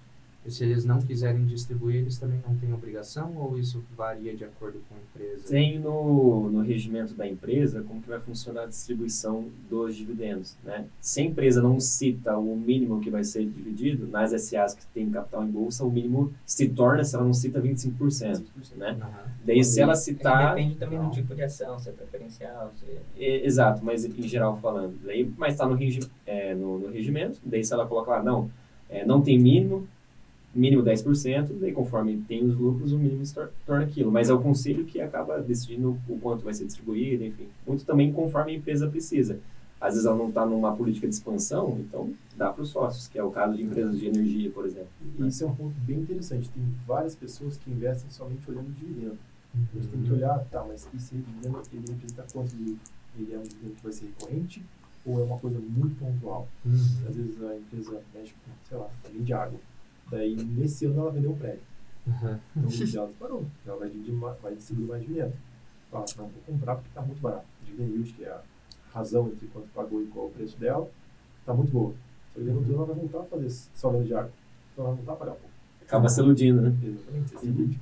Aí você comprou uma Ferrari, na verdade, está E não pode só olhar dividendo, porque quando a empresa paga dividendo, o valor está saindo dela, né? Então, no momento que ela declara ali o pagamento e o dinheiro e o direito de receber ele se encerra, desconta do preço da ação. Então, como está sendo da empresa, desconta do preço da ação. Então, essa parte é técnica, mas é muito importante. é muito importante. Então, não está surgindo dinheiro do nada. Está sendo da empresa, mas você está recebendo, né? Mais uma coisa que tem que tomar atenção. Então, no final, a sua ação vai cair. Você pode pegar esse dinheiro e comprar novas ações da empresa. Exatamente. E talvez seria, dependendo, a melhor opção. Dependendo. É até engraçado, porque aqui no Brasil, a gente não tem imposto nos dividendos, né? É claro que vai começar a ter, muito provavelmente, daqui a uns anos. Né? Na reforma tributária. Na reforma tributária, né? Eu acho que só de países relevantes, o Brasil e a Estônia não tem pagamento, não tem imposto no pagamento de dividendos, né? Mas em casos de países que têm esse imposto, as empresas geralmente recompram as ações. Por quê? Porque se eu distribuir, eu vou pagar imposto, então não vale a pena. Como que eu vou fazer o sócio ganhar mais dinheiro? Eu compro as ações que estão no mercado e cancelo elas. Quando eu cancelo o número de ações, a divisão fica menor. Então, a participação de quem já é sócio fica maior. Então, tem outras formas de ganhar dinheiro na bolsa, além de ganho de capital, ou além de dividendos, juros sobre capital próprio. Tem também recompra de ação, tem bonificação, enfim. São vários jeitos que dá para ganhar dinheiro na bolsa. Legal. E é até legal você trazer isso, porque esse é o tipo de coisa... Por exemplo, quantas empresas estão na Bolsa de Valores hoje aqui no Brasil? 600? Né? 500. Pô, é legal, né? Porque Eu está 450. Cara, Mas é aí. A última vez que eu lembro de ter pesquisado isso eram 200 e poucas. Cara, cresceu muito. E, inclusive, a quantidade de gente que está na Bolsa também cresceu demais, né? Principalmente na pandemia. Então, o quê? 4%? Ou não chegou nem a isso? Eu acho que não está. Porque o Brasil tem 210 milhões de flotas. 210. Tem 5 milhões. Tem 5 milhões na bolsa. Então, aqui, 2,5. Aí vocês começam a fazer cálculo matemático assim, De cabeça no sou. KHP. Mas uns 2,3%. São pouquíssimas pessoas. Bem pouco. Nos Estados Unidos, quanto que é? 50, eu acho. A maior custódia da bolsa é investidores institucionais, né? Que daí são tanto o investidor estrangeiro quanto o investidor empresa, né, CNPJ. E a pessoa física pode ter em maior quantidade, mas o valor de custódia é muito mais baixo, né? A pessoa física geralmente, sei lá, não tem um ticket alto, é muito mais baixo. E dos termômetros, assim, econômicos, e aí vocês me ajudam, que vocês são da área econômica, mas é o dólar. Por que geralmente no curto prazo, quando o dólar cai, a bolsa sobe, quando a bolsa sobe, o dólar cai, porque os investimentos são estrangeiros. Então, injeta dólar, injeta dinheiro estrangeiro na economia, o nosso real fica mais valorizado em comparação ao dólar. E é por isso que a bolsa acaba subindo, porque está entrando dinheiro na bolsa, no capital, e o nosso real acaba valorizando em comparação ao dólar. E aí, quando sai, a mesma coisa, daí desvaloriza. Aí, por isso que tem essas oscilações. E pessoas jurídicas podem investir na Bolsa de Valores?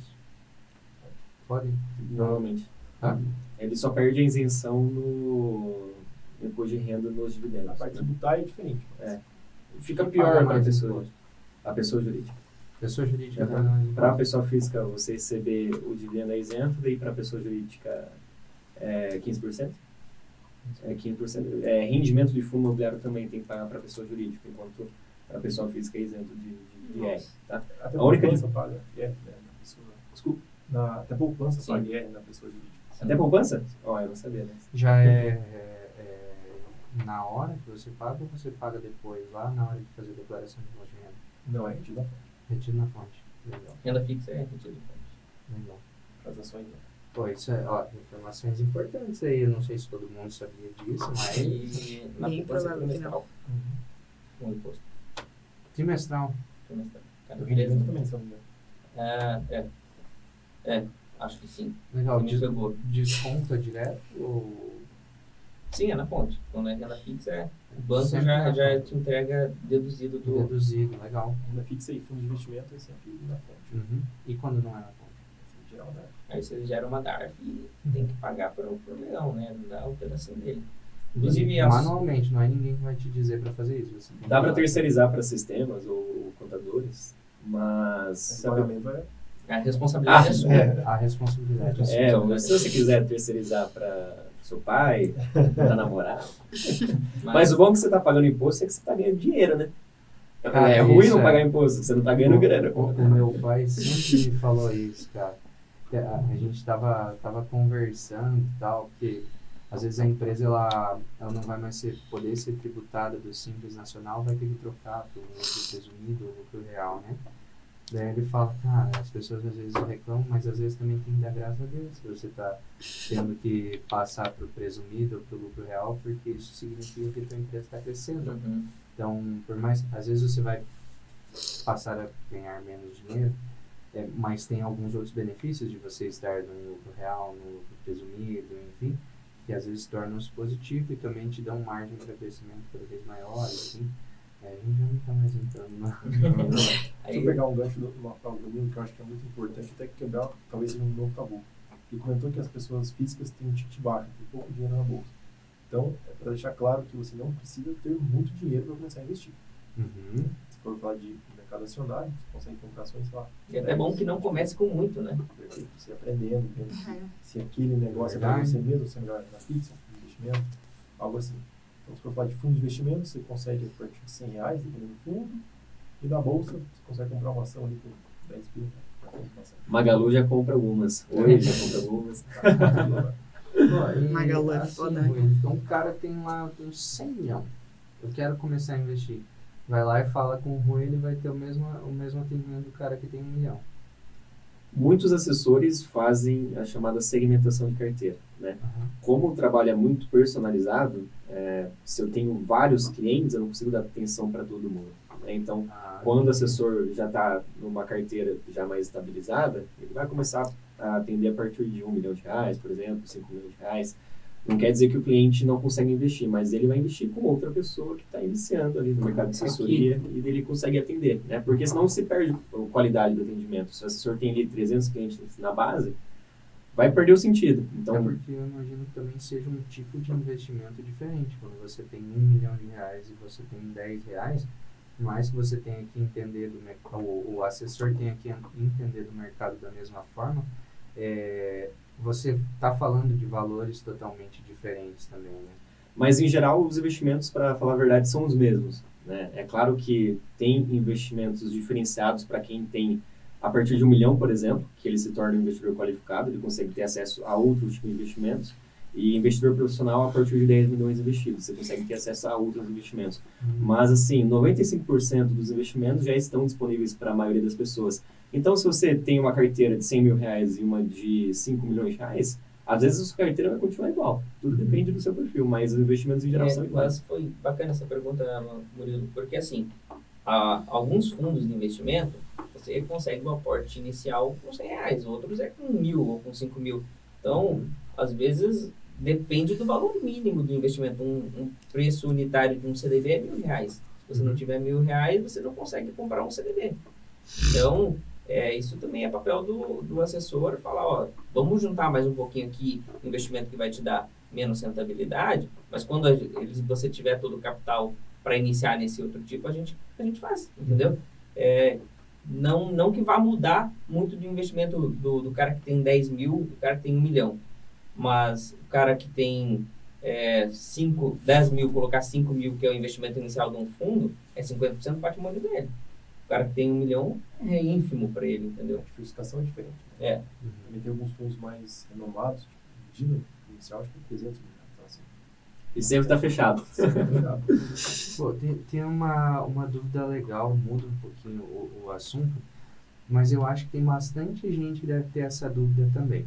Eu estou aqui no Brasil, a Bolsa Brasileira é a B3, né? Beleza, eu quero investir fora, o que eu preciso fazer? Abrir conta numa corretora fora do Brasil é uma opção. É diferente porque a legislação é diferente, inclusive tem mais bolsas, né? No Brasil só tem a B3, mas daí os Estados Unidos tem a New York Stock Exchange, tem a Nasdaq, né? São várias bolsas que existem.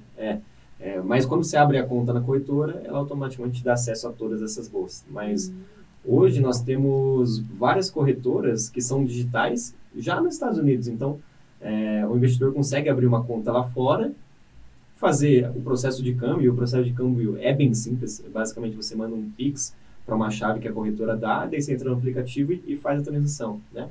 Aí você entra no aplicativo e faz a compra dos ativos, né? Então, é um processo simples hoje por causa da tecnologia. E existem assessores de investimento brasileiros te ensinando a fazer, ou auxiliando você a fazer investimentos? Existem, chama eles de bankers, mas quando você tem um poder de investimento maior, geralmente é a partir de 250 mil dólares, então já é um Mas valor maior. desmistificando isso também, você consegue comprar BDR, por exemplo, Comprar ações BDR. do Facebook, ações da Microsoft, que são papéis listados originalmente na Bolsa Americana, mas você compra via Bolsa Brasileira. Daí você está comprando um papel que representa um ativo no exterior, entendeu? É chamado BDR, né?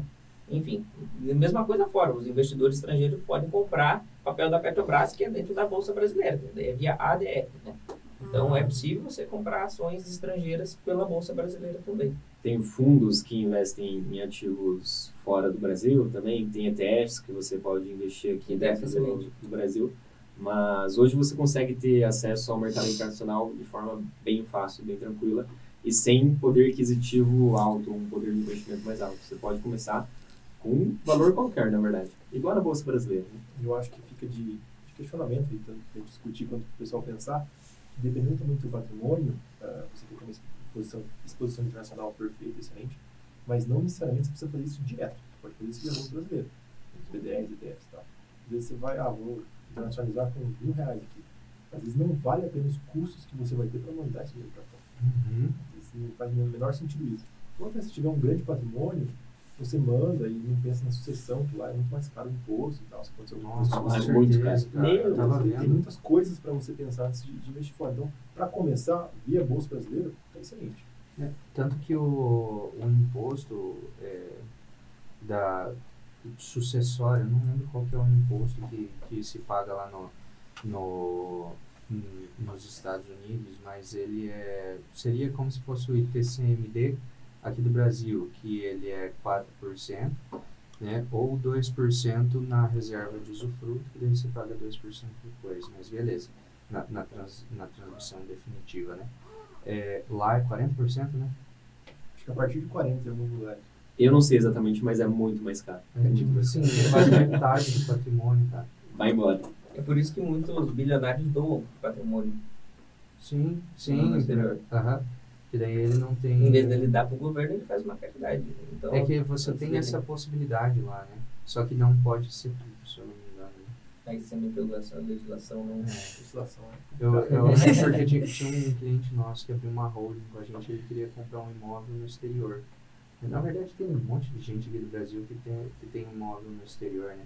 Muitas vezes em cidades turísticas lá nos Estados Unidos, por exemplo, compra lá uma casa em Orlando, né, por causa que vai querer alugar a casa num Airbnb, que é outro tipo de investimento, inclusive, né? Uma renda passiva também. Inclusive, renda que dá muito dinheiro, pelo que eu vi, cara. Não sei dizer, mas eu fico longe porque deve dar uma dor de cabeça também, né? Você ficar acompanhando ali pessoas entrando na sua casa, utilizando ali ela, claro que tem a renda, mas acaba dando uma dor de cabeça, né? Eu prefiro ficar mais tranquilo. Acho que dá para puxar o gancho para os fundos imobiliários, né? Fundos imobiliários. Fala pra eles que E já às acabou. vezes a pessoa quer investir em imóveis e tem o capital para comprar um imóvel, ou não quer ter dor de cabeça com o inquilino, ela compra um fundo imobiliário e tem uma participação no mercado imobiliário, recebe ali os proventos normalmente mensais, isentos de imposto de renda, que tá um bônus aqui, sem ter essa dor de cabeça, e consegue começar com pouco. Às vezes você vai juntar o dinheiro de uma vida para comprar imóvel, mês a mês você consegue pegar o dinheiro da parcela que você comprar e comprar em fundo imobiliário. Pode fazer muito sentido. E eu gosto de falar que fundos imobiliários são um excelente primeiro passo para quem quer ir na bolsa. Primeiro porque ele é menos volátil, ele chacoalha menos do que as ações, na média.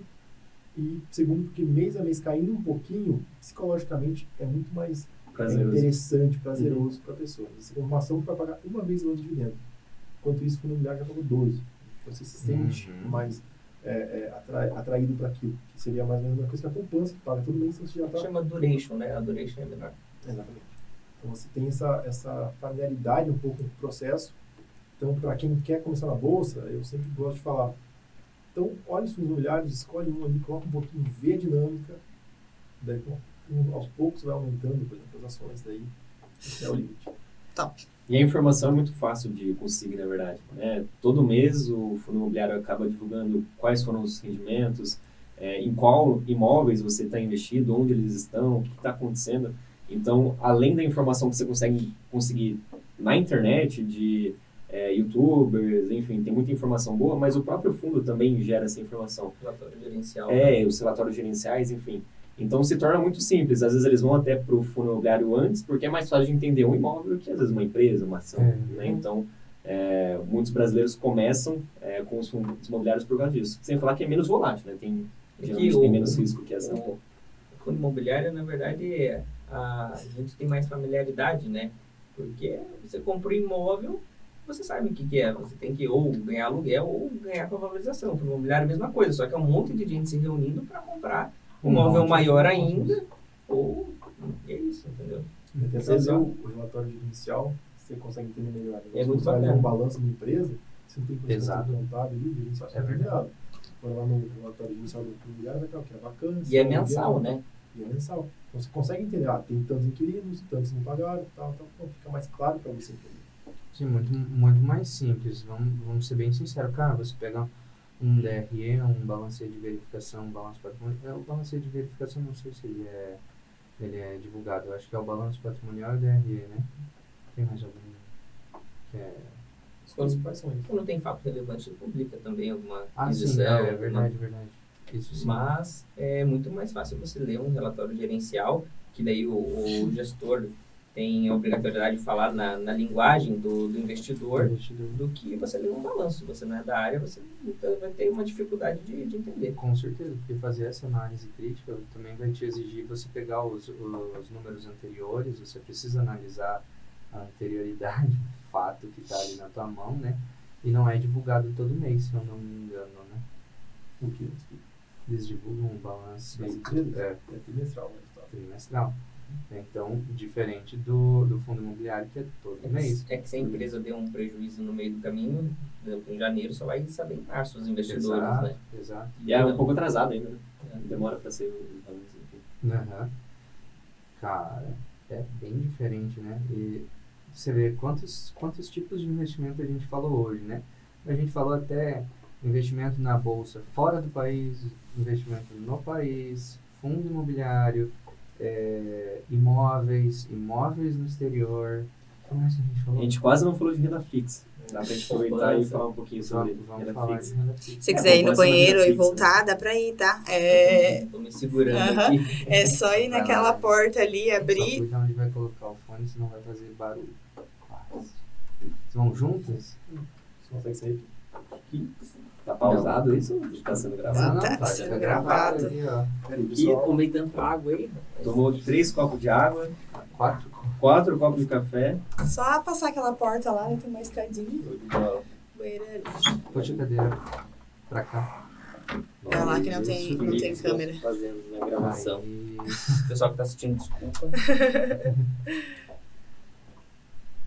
Então, vamos começar a falar sobre renda fixa. Falando um pouquinho sobre renda fixa, a primeira coisa que o investidor pode lembrar quando for fazer esse investimento é que você está emprestando o dinheiro para algum lugar. Tá? Quando você investe em renda variável, geralmente você é dono de alguma coisa, né? Dono de um imóvel, dono de até derivativos, opções, contratos futuros, contrato de ouro, dono de uma ação. Então, quando você investe em renda variável, geralmente você está sendo dono de alguma coisa, né? Quando você investe em renda fixa, você está emprestando, geralmente, dinheiro para alguém, ou para uma empresa, ou para o governo. Então, você vira credor, né? E são vários ativos que você pode estar investindo em renda fixa, né? Depende, primeiro, de onde você está colocando esse dinheiro. para quem você está emprestando? Para quem você está emprestando, né? Então, o mais básico de entender e até o mais seguro hoje de se investir no Brasil são os títulos públicos, né? Se você coloca em títulos públicos, o recurso está na mão do governo e o governo irá te pagar em algum momento os juros dessa aplicação. É claro que quando você está comprando no Tesouro Direto, por exemplo, você está comprando de outra pessoa, né? O governo não está recebendo dinheiro. Mas vamos simplificar que você está emprestando o dinheiro para o governo, tá? Então, dentro dos títulos públicos, são outros ainda vários papéis, né?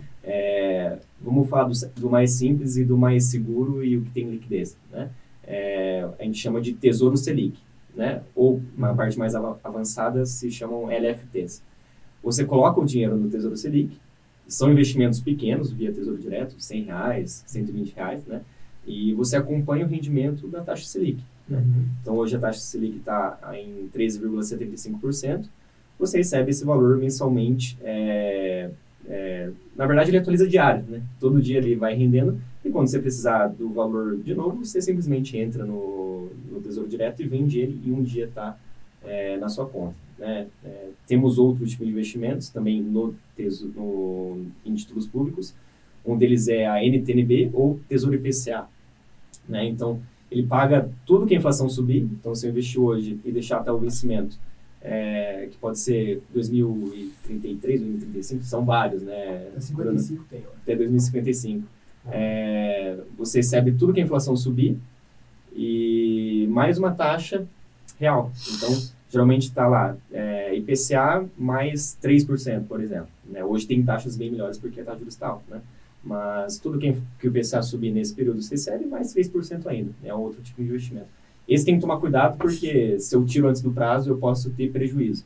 Posso até ter lucro, né, se a taxa de juros cair. Isso se chama marcação ao mercado, mas é muito avançado para a gente explicar aqui, né? Mas geralmente se deixa ali mais para longo prazo, né, não para liquidez. Aí tem o tesouro pré-fixado também, que são as LTNs e as NTNFs, que quando você investe, você sabe exatamente o quanto você vai receber, por isso que é pré-fixado.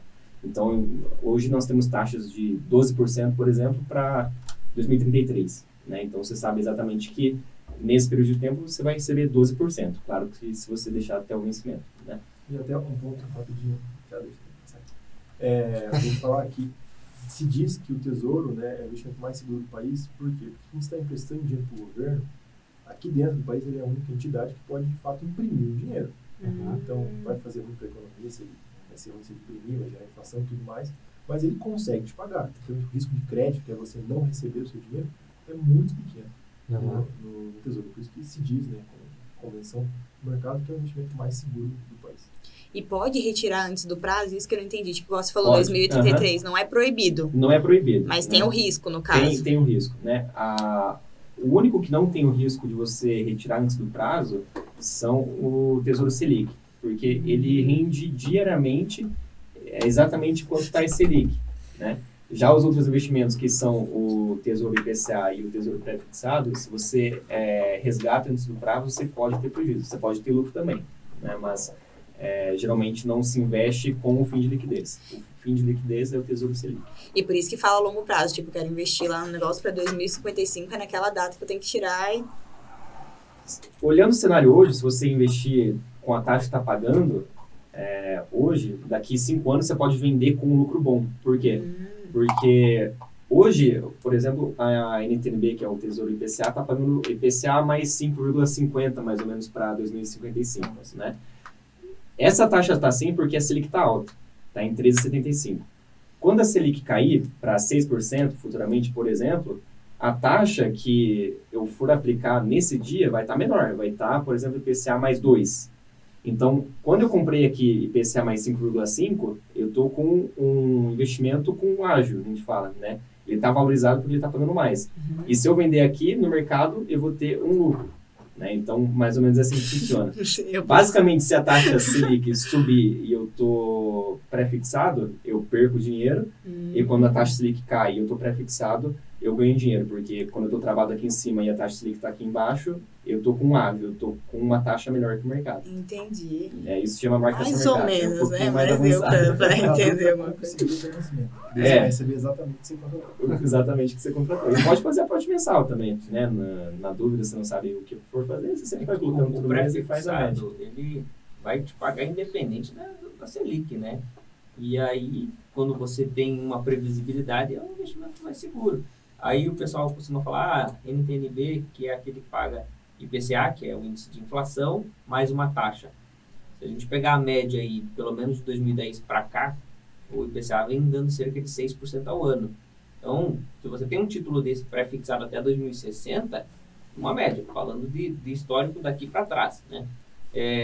Se 6% mais 5,50, você está tirando 11,50 ao ano, né? Isso pré-fixado não. Depende da variação do IPCA, mas você tem pelo menos essa previsibilidade até 2060. Então, é uma baita de uma rentabilidade, né? Sim. É muito bom. Tem algumas pessoas que gostam de pensar em IPCA mais para aposentadoria, né? Fazer mais. Começar a estudar mais sobre isso. E é uma certeza que você vai ter a parte do mais, né, o 5,50, por exemplo, limpo de corrosão do poder monetário. Porque se a inflação subir 10%, você vai ganhar 10% mais o valor do IPCA+, ou seja, 15%. Eu falei dos títulos públicos, fala dos títulos de emissão bancária. Certo, vamos lá. Então, o primeiro seria o CDB. Pô, só quero falar uma coisa, é muito legal ver eles falando sobre isso. Né? Não, parece que estão assim, falando outra sendo língua. sincero, eu não entendo porra nenhuma sobre esse assunto, mas vocês têm uma didática legal, tá? Eu imagino que pelo menos eu tô conseguindo me entender bem com a conversa aqui. Espero que todo mundo esteja se entendendo. Caso não estejam, vocês comentam ali embaixo, que daí a gente manda as perguntas para eles e eles respondem para vocês. Né? A gente passa o arroba do Bruno aí, do Ui também. Então, É exatamente.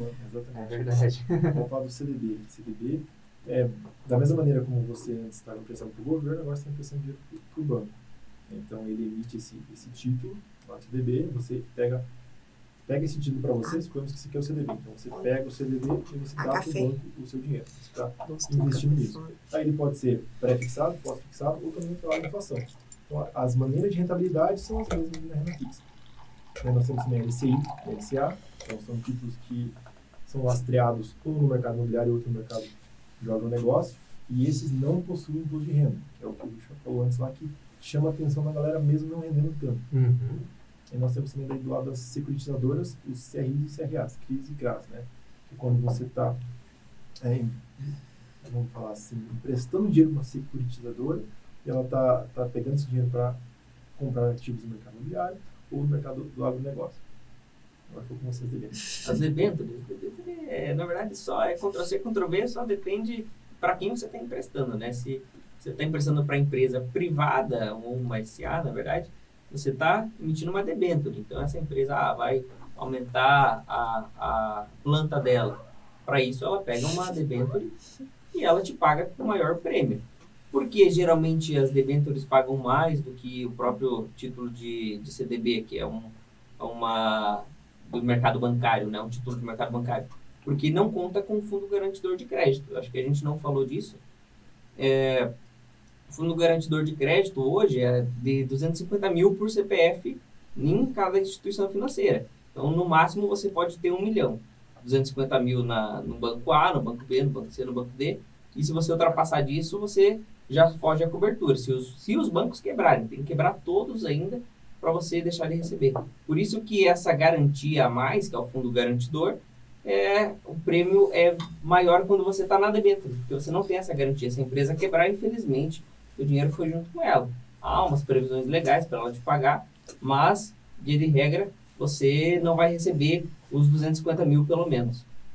A diferença mais marcante em renda fixa e renda variável é bem isso. Um, você vira credor da empresa, está trabalhando no mercado de dívida, e o outro, você tem uma participação de algo. Para quem é do ramo do empreendedorismo e tal, sabe que potencialmente, quando você vende algo, isso pode multiplicar várias vezes.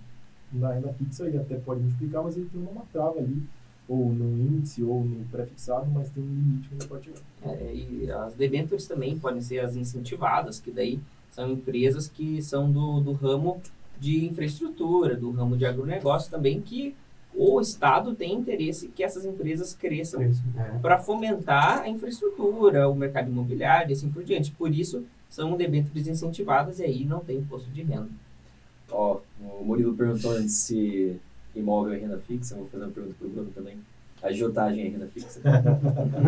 Ah, o quê? Pode ser renda fixa, sim, mas que o risco é alto, se não pagar É verdade. Eu assisti uma série uma vez na Netflix, cara. Era uma série que era... Depois a música ficou famosa, que era uma série numa favela. Era um cara que ia ser funkeiro. Me desculpa, galera. Sintonia, não é? Isso, acho que era Sintonia. E daí tinha um agiota lá, e aí a porrada acontecia lá, cara. E pior que acontece isso, já aconteceu comigo numa cliente. Ô, louco! Já- Meu Deus! De levar porrada de cliente. Uma Mulher investiu, o negócio lá se lascou. cliente chegou pra mim, tinha recebido um dinheiro lá, queria investir. Ela falou, meu marido falou pra eu botar na mão da Jota, porque é 6% ao mês, mas eu quero fazer um negócio mais certo aí. A Jota é meio Beleza, perigoso, né? legal.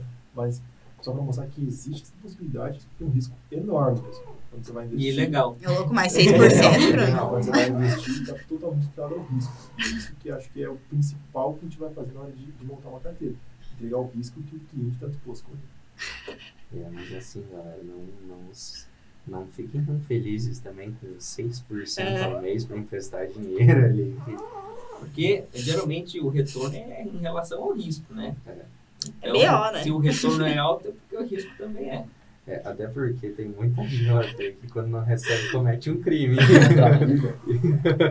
É verdade. Comete 3 crimes, né? Primeiro, agiotagem. Daí, quando tem o calote, tem daí esse crime aí que vocês estão pensando. Daí tem ainda a sonegação de imposto, né? Nossa. Lavar dinheiro já vai pra 4. Olha só, O mercado financeiro que é bem mais seguro. bem mais seguro.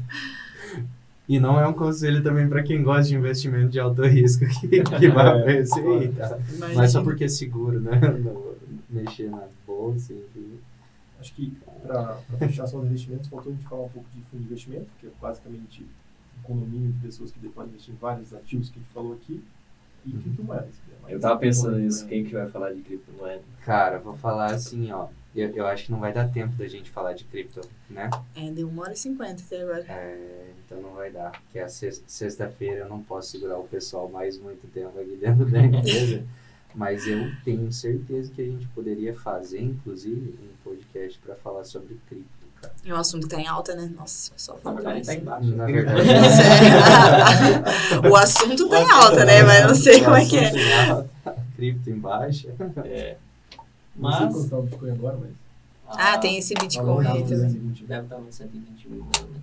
Nossa. Confesso que não acompanhei hoje, porque a oscilação dele é muito grande em relação É? a a mercado de ação. Assim. Se o mercado de ação tem uma volatilidade X, ali tem 2X para mais. Né, cara? É extremamente E não volátil. tem lastro, né? E não tem lastro.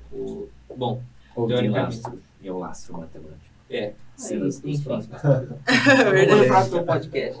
Mas aí eu pergunto pra vocês topam fazer um podcast também só sobre cripto? Claro, Tem assunto para um podcast inteiro? tem.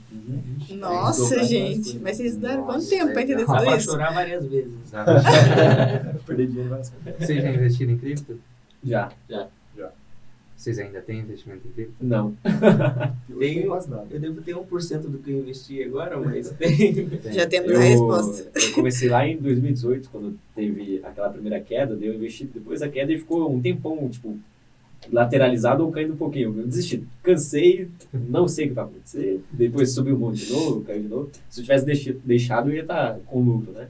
Mas eu conheci outros mercados e hoje eu vejo que investir em algo que gera valor para quem é o dono vale muito mais a pena. Porque, por exemplo, uma empresa tem pessoas trabalhando para gerar lucro, para inovar, enfim, para fazer outras coisas. E eu vejo isso que no longo prazo vai dar mais dinheiro do que simplesmente eu comprar algo comprando na baixa, por exemplo, e vendendo na alta. Que basicamente o Bitcoin ele não gera valor, né? Você tem que especular ele. É claro que tem toda a parte de tecnologia, enfim, o blockchain, mas eu acho que em algum momento vai virar igual uma moeda comum, né? Como um dólar da vida, por exemplo, um ouro da vida, que só vai manter o poder de compra, mas gerar rentabilidade para sempre, eu acho que isso não vai acontecer. Então, por isso que eu prefiro ativos que geram valor para quem detém ele.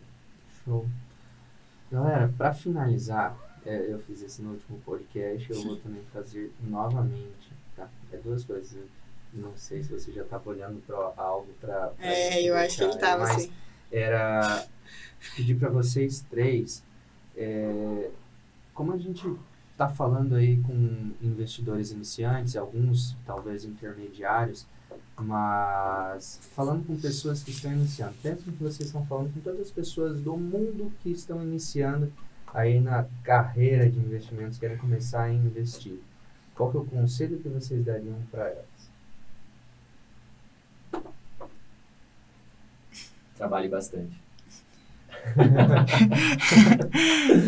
Não, tô brincando, mas resumidamente, não existe dinheiro fácil. Você vai ficar rico com investimento? Muito provavelmente não. Você vai acumular bastante patrimônio e vai fazer ele rentabilizar, né? Mas isso tudo no longo prazo. Eu acho que quem é novo tem que focar no trabalho, tem que focar em empreender, em gerar dinheiro, para depois, sim, investir de forma mais arrojada ou de forma mais especializada. Mas eu acho que o que vale a pena para quem está começando hoje é focar na renda, né? Focar em ganhar dinheiro, focar na empresa, que são muitos empreendedores que escutam e jovens, né? Focar nesse tipo na renda ativa, né? Ter disciplina de gastar menos do que ganha. Isso é o fundamental. Né? É o fundamental. E ter a disciplina de sempre aportar dinheiro, né? Então, todo mês, gastei menos do que eu ganhei, eu pego ali o superávit que sobrou, coloco ali para investir e vou acumulando. Eu acho que esse é o principal, a principal dica que eu posso dar. E comece quanto antes, né? Não deixe para depois, que isso vai se arrepender depois. Acho que o Rui falou, sintetizou o que eu queria falar, mas deixo aí que o tempo é mais importante do que o valor da aporte inicial. Se você comece, pode ser com pouco, mas comece que uma hora esse pouco, o fator tempo vai trabalhar no juros compostos. Agora, em termos de risco, que é uma coisa que eu gosto de falar bastante com os clientes, sempre for investir, invista atrelado a um risco que você suporta. Não é só porque algo paga muito que tem a melhor relação risco-retorno. Show. Top. Então assim, ó, galera, e agora finalizando de vez, tá? O que a gente vai deixar uma palavra para o pessoal comentar, se eles assistiram até o final desse podcast, que palavra vocês acham que seria legal? É melhor fazer isso no meio do podcast, que daí você pega o cara no pulo, né? Se ele realmente está assistindo. É verdade. Deixar no final. Senão ele pula pro final. Já que deixamos pro final, né? Então vamos lá. Que palavra vocês acham que a gente poderia deixar? E agora? Vamos ter que entrar no consenso. Investimento. Rapidão, Cripto. pode ser? cripto pro próximo? Cripto. Chama pro próximo. É, porque investimento ia ficar meio xoxo, né? A gente já tá falando sobre investimento. É. Nome do podcast, investimento. Né? Falar de cripto aí pra puxar o gancho do próximo. Então, cripto. Cripto. Então, se você assistiu até o final, comenta cripto. Para finalizar, gostaria de agradecer. Primeiro, agora, já que eu agradeci a Stephanie por último, eu vou agradecer primeiro a Stephanie agora por estar aqui com a gente, auxiliando a gente nesse tempo todo. Brunão, muito obrigado por estar aqui. Dan, obrigado por que estar aqui agradeço. também. Tá? Rui, Eu tô perto, eu valeu. consigo fazer isso aqui. Tem que ter. Tá, obrigado de verdade, tá? Eu tenho certeza que esse conteúdo vai ajudar bastante gente aí que está iniciando, tá querendo entender um pouquinho melhor. Me ajudou também, tá? Então, obrigado por terem aceitado o convite. Espero contar com vocês mais algumas vezes aqui no nosso podcast. Valeu? Valeu. Valeu. Tamo junto. Valeu. Falou. Aí,